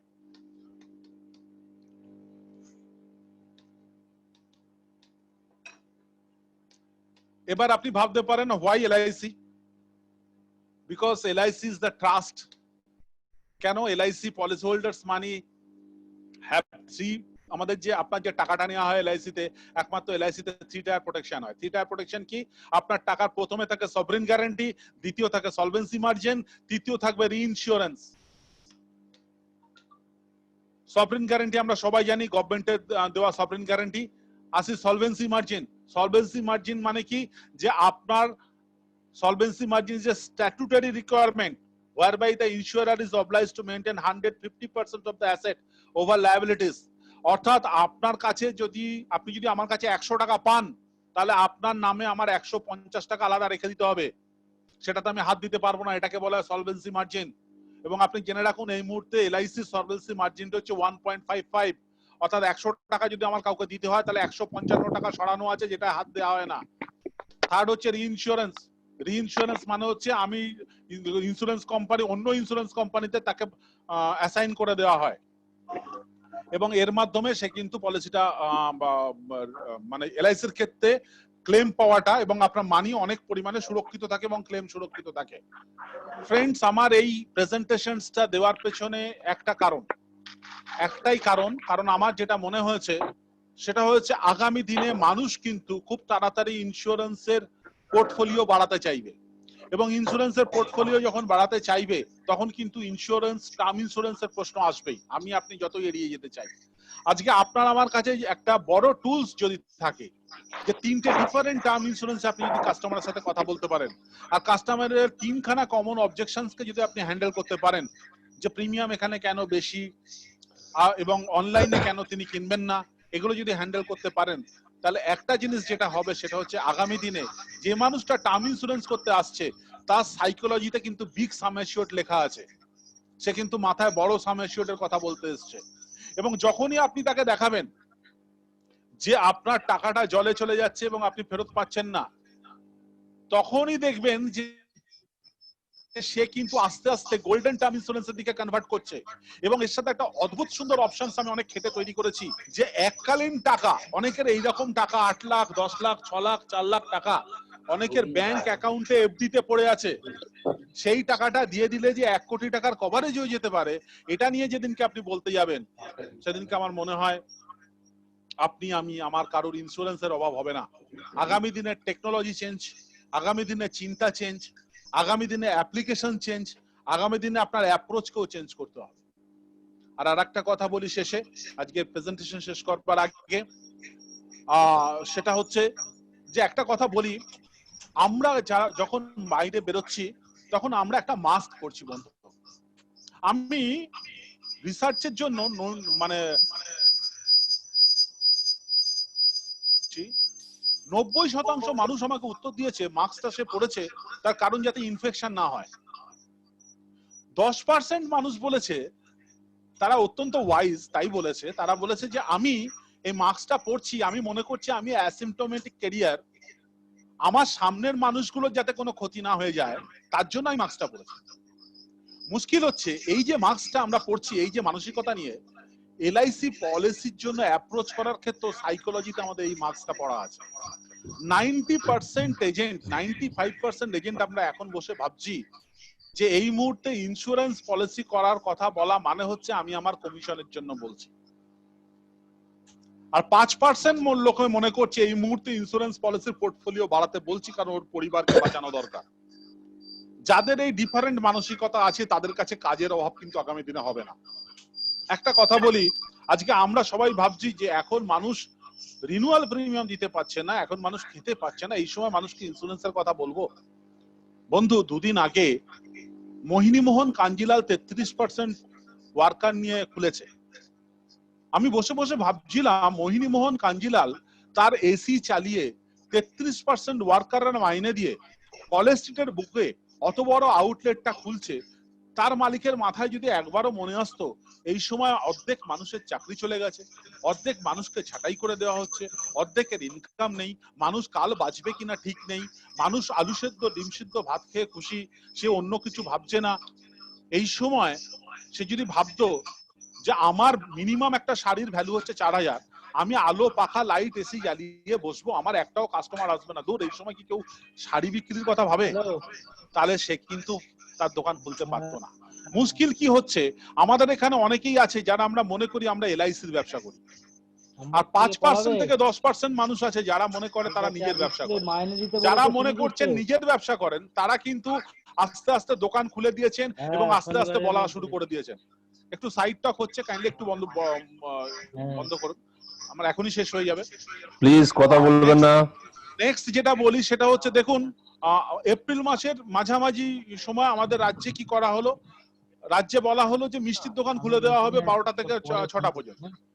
আচ্ছা বলুন তো, মিষ্টির দোকানদারটা প্রথমে যদি আমার আপনার মতন ভাবতো যে এই সময় মানুষ ডাল সেদ্ধ ভাত খেয়ে আলু সেদ্ধ ভাত খেয়ে কাটাচ্ছে, কোনো রকমের বাজারে যাচ্ছে কি যাচ্ছে না ফোন করে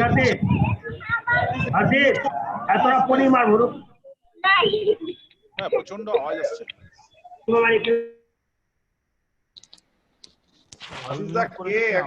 পুরো অল মিউট করে দাও না। হ্যাঁ আশিস অল মিউট করে দাও, আমি খুলে নিয়েছি। ওকে, এই জায়গায়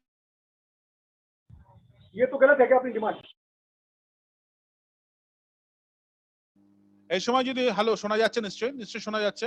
হ্যালো হ্যালো আশিস শোনা যাচ্ছে? আচ্ছা, এই সময় যদি মিষ্টির দোকানদার ভাবতো যে আমার 15 টাকা পিসের রাজভোগ কেনবার জন্য লোক আসবে নাকি? ফ্রেন্ডস একটা কথা আপনাকে বলি, আপনি আমি যা ভাবছি সেটাই কিন্তু বাস্তব নয়, সেটাই কিন্তু মার্কেট নয়। মিষ্টির দোকানদার তাই ভেবে যদি রাজভোগ না তৈরি করতো তাহলে কিন্তু মিষ্টির দোকানটা সে খুলতো না। সে কিন্তু এসব কিছু দেখেনি, সে দেখেছে যে এর মতো মানুষ মিষ্টি কিনবে এবং সেই জন্য সে কিন্তু দোকান খুলেছে। আর ফল কি দেখেছি আমরা, 2 ঘন্টার মধ্যে যা মিষ্টি তৈরি হচ্ছে সব শেষ হয়ে গেছে। সো ফ্রেন্ডস, আমার আপনাদের কাছে একটাই রিকোয়েস্ট, আবার প্রথম যেটা দিয়ে শুরু করেছিলাম, মাথা আর কথা। এই মাথাকে আপনি কি দেবেন সেটা আপনার হাতে।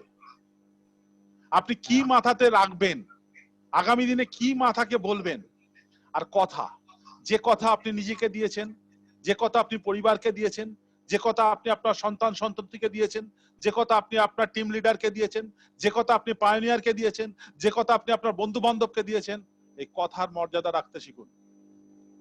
কোনো অবস্থাতে সংকল্পের বিকল্প আনবেন না। আমরা এমডিআরটির জন্যই এসেছি, জন্মেছি এমডিআরটির জন্য। No matter how many days we have, 180 দিন থাকুক, 150 দিন থাকুক, 120 দিন থাকুক, তোড় ফোড় মচা দেंगे। যে কোনো অবস্থাতেই হোক আমরা এমডিআরটি সিওটি টিওটি মেলাবো। আমাদের যেরকম পরিস্থিতি হবে সেরকম পরিস্থিতিতে আমরা নিজেদেরকে প্রস্তুত করে নেব।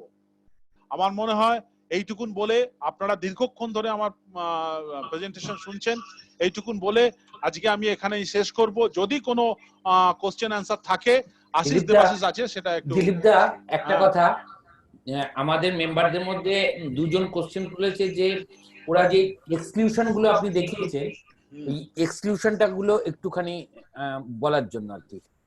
আর সবাই একটু শেয়ারিং চাইছে গ্রুপের মধ্যে, যে আপনার প্রেজেন্টেশন খুব ভালো হয়েছে, সবাই প্রত্যেকে দারুণ দিয়েছে, তা আপনি শুধু এক্সক্লুশনটা বলুন আর একটু প্রেজেন্টেশনটা একটু গ্রুপে চাইছে যে স্লাইডগুলো। আচ্ছা আমি একটা কথা বলি, দুটো চার্ট, একটা হচ্ছে যদি মনে হয়, আমার মনে হয় এক্সক্লুশনটা তো অবশ্যই পাঠাবো আমি এরকম ভাবে এখান থেকে স্ক্রিন শেয়ারিং এ পাঠানোর থেকে। না এখন পাঠাতে হবে না, আপনি পরে ফ্রি টাইমে আমি অন্য সময় এক্সক্লুশনের ওই অংশটুকু, ওই যে অংশটা আছে যাতে ইনস্ট্যান্টলি হোয়াটসঅ্যাপে পাওয়া যায়, আমি সেই ব্যবস্থা করে দেব।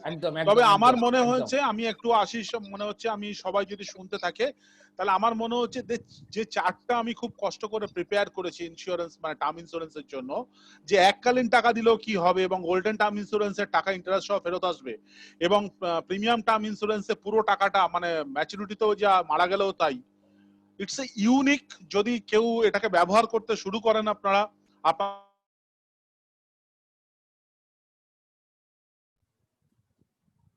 এবং আমি যারা বিগ বিগ ব্রাদার্স আছে আমাদের এখানে, now the timings for your find out the HNI customer, ask them for 5 crore policy. 5 কোটি 10 কোটি টাকার জন্য আপনারা কোট করা শুরু করুন। আমার মনে হয় this is the high time. Any question? না, আর কেউ না, আর মোটামুটি এই কোশ্চেনটাই রেখেছিল। আর কেউ মেম্বারদের মিউট করলেই তো। একটু একটু একটু খুলে দেখো যদি কেউ কিছু বলতে চায়। স্যার প্রেজেন্টেশন যেটা দিয়েছেন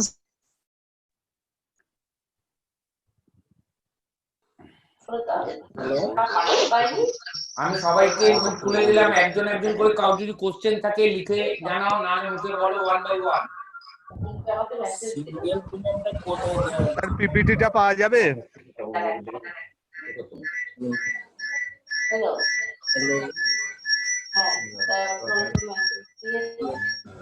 স্যার পিপিটিটা পাওয়া যাবে?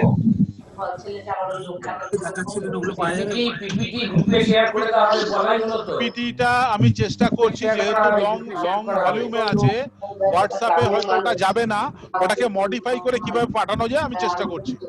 Any question? I am live. একজন সাইড টক করে যাচ্ছেন, আপনি বন্ধ করুন একটু।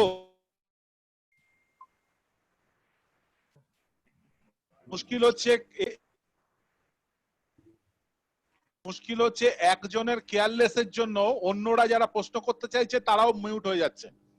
স্যার চ্যাটে একটা কোশ্চেন দিয়েছি, একটু দেখবেন প্লিজ। আচ্ছা, চ্যাটে কোশ্চেনটা দেখছি। ওকে, চ্যাটে কোশ্চেন কি আছে? চ্যাটে কোশ্চেন স্যার সংকল্প থেকে সরছি না, আই এম এমডিআইটি পাইনিয়ার্স, থ্যাঙ্কস। আচ্ছা, অজয় কুমার শাহ লিখছে দারুন স্যার। নারায়ণ চন্দ্র লিখছে সংকল্প থেকে সরছি না, থ্যাঙ্কস। আচ্ছা, private company term insurance procedure very short time taking then LIC, sir any clarification? Soumen Maiti. হ্যাঁ, প্রাইভেট ইন্স্যুরেন্স কোম্পানি, হ্যাঁ, যেটা সৌমেন মাইতি যেটা বলেছেন, রিসেন্টলি আমাদের জীবন অমর প্ল্যানটা আসার পর আমাদের টার্ম ইন্স্যুরেন্সের প্রসিডিওরটা একটু ডিলেড হয়েছে। কারণ জীবন অমর প্ল্যানটা আসার পর যে নতুন নতুন গাইডলাইন গুলো এসছে, যেমন স্মোকার, নন স্মোকার, এইগুলোতে আমরা অভ্যস্ত ছিলাম না টার্ম ইন্স্যুরেন্সে। সেই জন্য আমাদের কতগুলো জিনিস চেঞ্জ হয়েছে। কি কি চেঞ্জ হয়েছে আমরা সবাই জানেন, এখানে সবাই আমরা ইন হাউস আছি, যে আমাদের টিপিএ মেডিকেল কিভাবে হতো। সেই টিপিএ মেডিকেলের জায়গাতে কি হলো, হঠাৎ করে এলো জীবন অমর আসার পর যে কাস্টমারকে ল্যাবে যেতে হবে, ল্যাবে তার লাইভ ছবি তুলতে হবে, তার কালার ছবি পাঠাতে হবে। এই প্রসিডিওর গুলোকে অ্যাডজাস্ট করতে গিয়ে LICর প্রথম দিকে একটু সিস্টেমটাকে সরগর করতে সময় লেগেছে। বাট রেস্ট অ্যাসিওর থাকুন যে প্রাইভেট কোম্পানি যাতে পলিসি অ্যাকসেপ্ট করবে, LIC তার থেকে অনেক বেশি দ্রুততার সাথে পলিসি অ্যাকসেপ্টও করবে এবং ক্লেমও দেবে। Next question, Ashis. স্যার আমি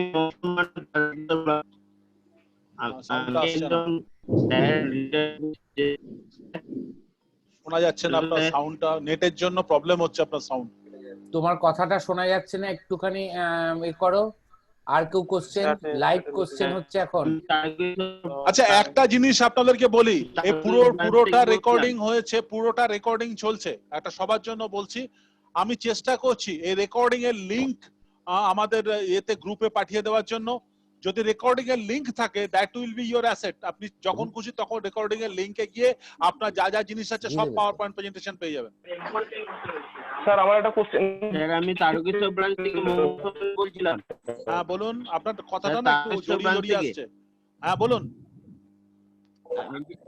বলুন স্যার, আমি একজন স্যারকে বলেছিলাম জীবন শান্তি পলিসি করার জন্য বলেছিলাম, জীবন শান্তি। এবার উনি বলছেন যে এখন তো আপনার প্লিজ আমি একটা কথা বলি, এরপরে আমাদের প্রোডাক্ট ডেমনস্ট্রেশনের ক্লাস আছে। এরপর আমি দেখেছি একজন হোয়াটসঅ্যাপে লিখেছেন শান্তি নিয়ে কথা বলার জন্য। আমাদের শান্তি মাস্টার সেলার অনেকে রয়েছে, আমিও সাম আপ করবো। এর পরের ক্লাস আপনাদের প্রোডাক্টের উপর আছে। আজকে টার্ম ইন্স্যুরেন্স নিয়ে যদি কোনো কোশ্চেন থাকে যেটা আমি প্রেজেন্ট করেছি তার উপর বলুন।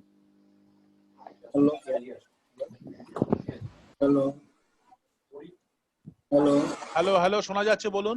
হ্যাঁ স্যার, আপনি যে সিঙ্গেল প্রিমিয়ামটা বলেছেন, হ্যাঁ সিঙ্গেল প্রিমিয়ামটা কোন প্ল্যানে দেয়া? ওটা 850 জীবন শান্তির immediate annuity with option F, return of purchase price. যার ফলে 30 বছর বাদে অ্যানুয়াল ইনকামটা ওনার ইন্স্যুরেন্স ব্যাপারটা যখন চলে যাবে, উনি ম্যাচুরিটির টাকা পেয়ে গেলেও কিন্তু সারা জীবন ধরে অ্যানুয়াল ইনকাম থাকবে, এবং উনি যখন থাকবেন না ফ্যামিলি ওই টাকাটা ফেরত পেয়ে যাবে। It's the amazing option. আপনাদের প্রচুর ইন্স্যুরেন্স প্রিমিয়াম বেড়ে যাওয়ার চান্স রয়েছে। ঠিক আছে, ঠিক আছে। Any question? Hello sir. হ্যাঁ শুনছি স্যার, আমি মিহির বলছিলাম স্যার, 1 কোটি টাকা ইন্স্যুরেন্স নিতে গেলে মানে পেপার ডকুমেন্টস কি নিতে হবে? তার যদি আইটি ফাইল যদি সেইভাবে না থাকে তাহলে কি পলিসিটা নেওয়া যাবে? It is a practical problem, IT problem. এগুলো সলভ করবার জন্য সিনিয়র দাদারা আছে। এটা আমি এই ফোরাম থেকে রেকর্ডিং চলছে, আমি কিছু বলতে পারবো না। নিশ্চয়ই সিনিয়র দাদারা কোনো গাইডলাইন দেখাবে। তারা বড় বড় পলিসি করে, অনেক বড় বড় পলিসি করে, কিভাবে পেপারস তৈরি করতে হবে। কোনো সময় এরকমও গেছে আমরা দেখেছি যে customer extra income tax payment করে তার ফাইল বড় করে দিয়েও পলিসি করেছে। ঠিক আছে, আচ্ছা আচ্ছা, ঠিক আছে। নেক্সট।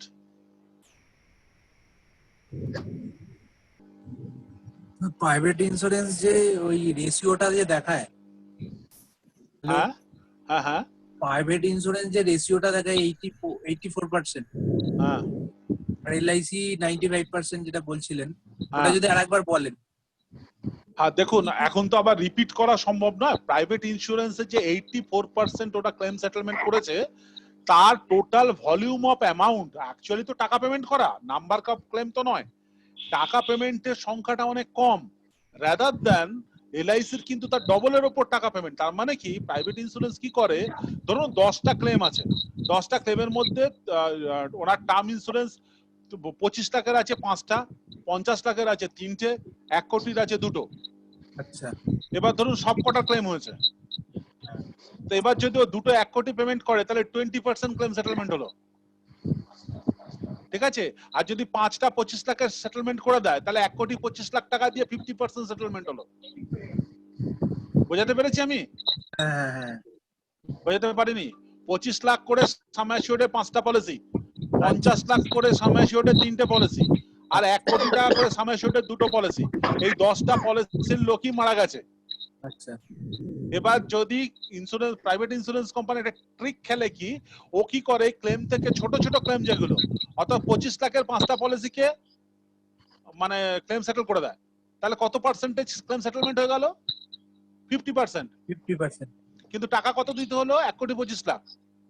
ও আচ্ছা আচ্ছা আচ্ছা। আচ্ছা, যদি দুটো 1 কোটি টাকা সেটেল করতো তাহলে 20% ক্লেম সেটেলমেন্ট করতো। 20%, হ্যাঁ। আর টাকা দিতে হতো কত? 2 কোটি টাকা। 2 কোটি টাকা। এখানে ট্রিকটা লুকিয়ে আছে। আচ্ছা, নাম্বার অফ সেটেলমেন্ট বেশি হয়, টাকা কম হয়। ওকে ওকে ওকে, থ্যাংক ইউ স্যার। আচ্ছা, এনি কোশ্চেন? স্যার একটা কোশ্চেন ছিল, হ্যাঁ, পার্টি যদি নন স্মোকার বলে, স্মোকার নন স্মোকারে অনেকটাই প্রিমিয়াম ডিফার করে যায়। পার্টি যদি নন স্মোকার বলে আলে কালে খাই, সেক্ষেত্রে কি টেস্টে ধরা পড়ে? আমরা নন স্মোকার, আমার মনে হয় ওখানে একটা ইউরিন টেস্ট হয়। ওই ইউরিন টেস্টে 7 দিনের মধ্যে ড্রিঙ্কটা ধরা পড়ে, কিন্তু স্মোকিং। দেখুন, আমি আবার বলছি, এটা অফিসিয়াল প্ল্যাটফর্ম। এই ব্যাপারগুলোর কোশ্চেন গুলো আমার সাথে ইন্ডিভিজুয়ালি ফোন করলে আমি এর উত্তর দিতে পারবো। Okay sir. কারণ এই ইউরিন কালচার বা কি হবে, কোথায় স্মোকার ধরা পড়বে, কোথায় নন স্মোকার ধরা পড়বে, সেই ব্যাপারটা কিন্তু আমরা যখন প্র্যাকটিক্যাল ফিল্ডে নামবো আমরা অনেক ভালোভাবে বুঝতে পারবো কিভাবে হবে। আচ্ছা আশিস। হ্যাঁ দাদা। আশিস, এবার সাম আপ করো। হ্যাঁ, এবার দেবাশিসকে দাও। দেবাশিস দা, হ্যালো। দেবাশিস দা, হ্যালো। হ্যালো। হ্যাঁ হ্যাঁ, শুনতে পাচ্ছি। একদম শেষ লগ্নে এসে গেছে। যাই হোক, আমি বলে দিই আপনাদেরকে। প্রথম কথা, আমি একটা দুর্দান্ত খবর এখন দেবো। সেটা হচ্ছে যে আজকে মিটিং অসাধারণ হয়েছে, এবং আপনারা লিখবেন আমাদের হোয়াটসঅ্যাপ গ্রুপে যে আমাদের চিন্ময়দার বক্তব্য কেমন লেগেছে, এবং দিলীপ দার তো অসাধারণ হয়েছে, ওনারটাও দেবেন। আর আমি একটা দারুণ সুখবর দিচ্ছি, আজকে আপনারা ওট নিয়ে নিন যে এমডিআরটি তার কোটা কিন্তু 25% রিডিউস করে দিয়েছে। যেটা 10 লক্ষ টাকায় যে এমডিআরটি হচ্ছিল, সেটা এখন হয়ে যাবে 7,34,000 টাকায়। এবং এটা কিন্তু আমাদের কাছে একটা দারুণ অপরচুনিটি যে আমাদের এমডিআরটি পায়োনিয়ার এবারে যতজন এজেন্ট আছে, আমরা অন্তত এটুকু আশা করবো যে প্রত্যেকে কিন্তু এমডিআরটি হবেই, এই চ্যালেঞ্জ কিন্তু আজকে আমরা নেবো, কিন্তু আমরা আগামী দিনে এগিয়ে যাব। এবং নেক্সট মিটিং 6 তারিখে আপনারা ঠিক 3:30-র মধ্যে প্রত্যেকে এন্ট্রি নিতে থাকবেন। 4টের মধ্যে কিন্তু আমাদের মিটিং শুরু হয়ে যাবে এবং ওই দিনকে প্রোডাক্টের উপরে আরো কিছু আলোচনা হবে। এই বলে আজকে সবাইকে ধন্যবাদ দিয়ে যারা এসেছেন এবং যারা আসতে পারেননি তাদেরকেও আপনারা ফোন করবেন, করে বলবেন যে এইভাবে ঢোকো। অনেকে হয়তো এখন ঢুকতে পারছে না, বুঝতে পারছে না, তো এইভাবে আমরা কিন্তু নেক্সট মিটিংটা আবার করব 6 তারিখে।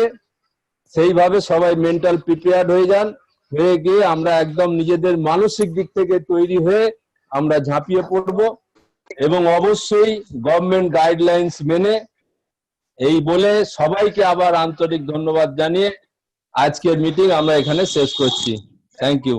আগামী দিনে যাতে আরো সবাই থাকে, যারা বন্ধু বান্ধব রয়েছেন তাদের বন্ধুদেরকে আপনারা বলবেন যেন টাইমলি ঢুকে, কারণ আজকের পার্টিসিপেট খুব পুয়ার লাগলো, কিন্তু দিলীপ বাবু যে সুন্দর মোটিভেশনটা দিলেন, এই মোটিভেশনটা একবারই হয়, বারবার সম্ভব নয়।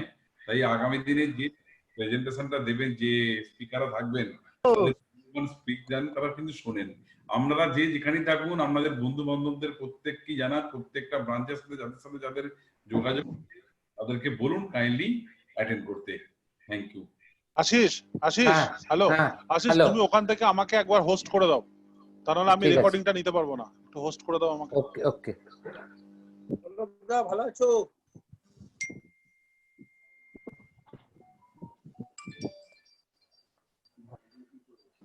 হ্যাঁ, আপনি হোস্ট এবার। ওকে, ঠিক আছে, 1 সেকেন্ড একটু দাঁড়াও।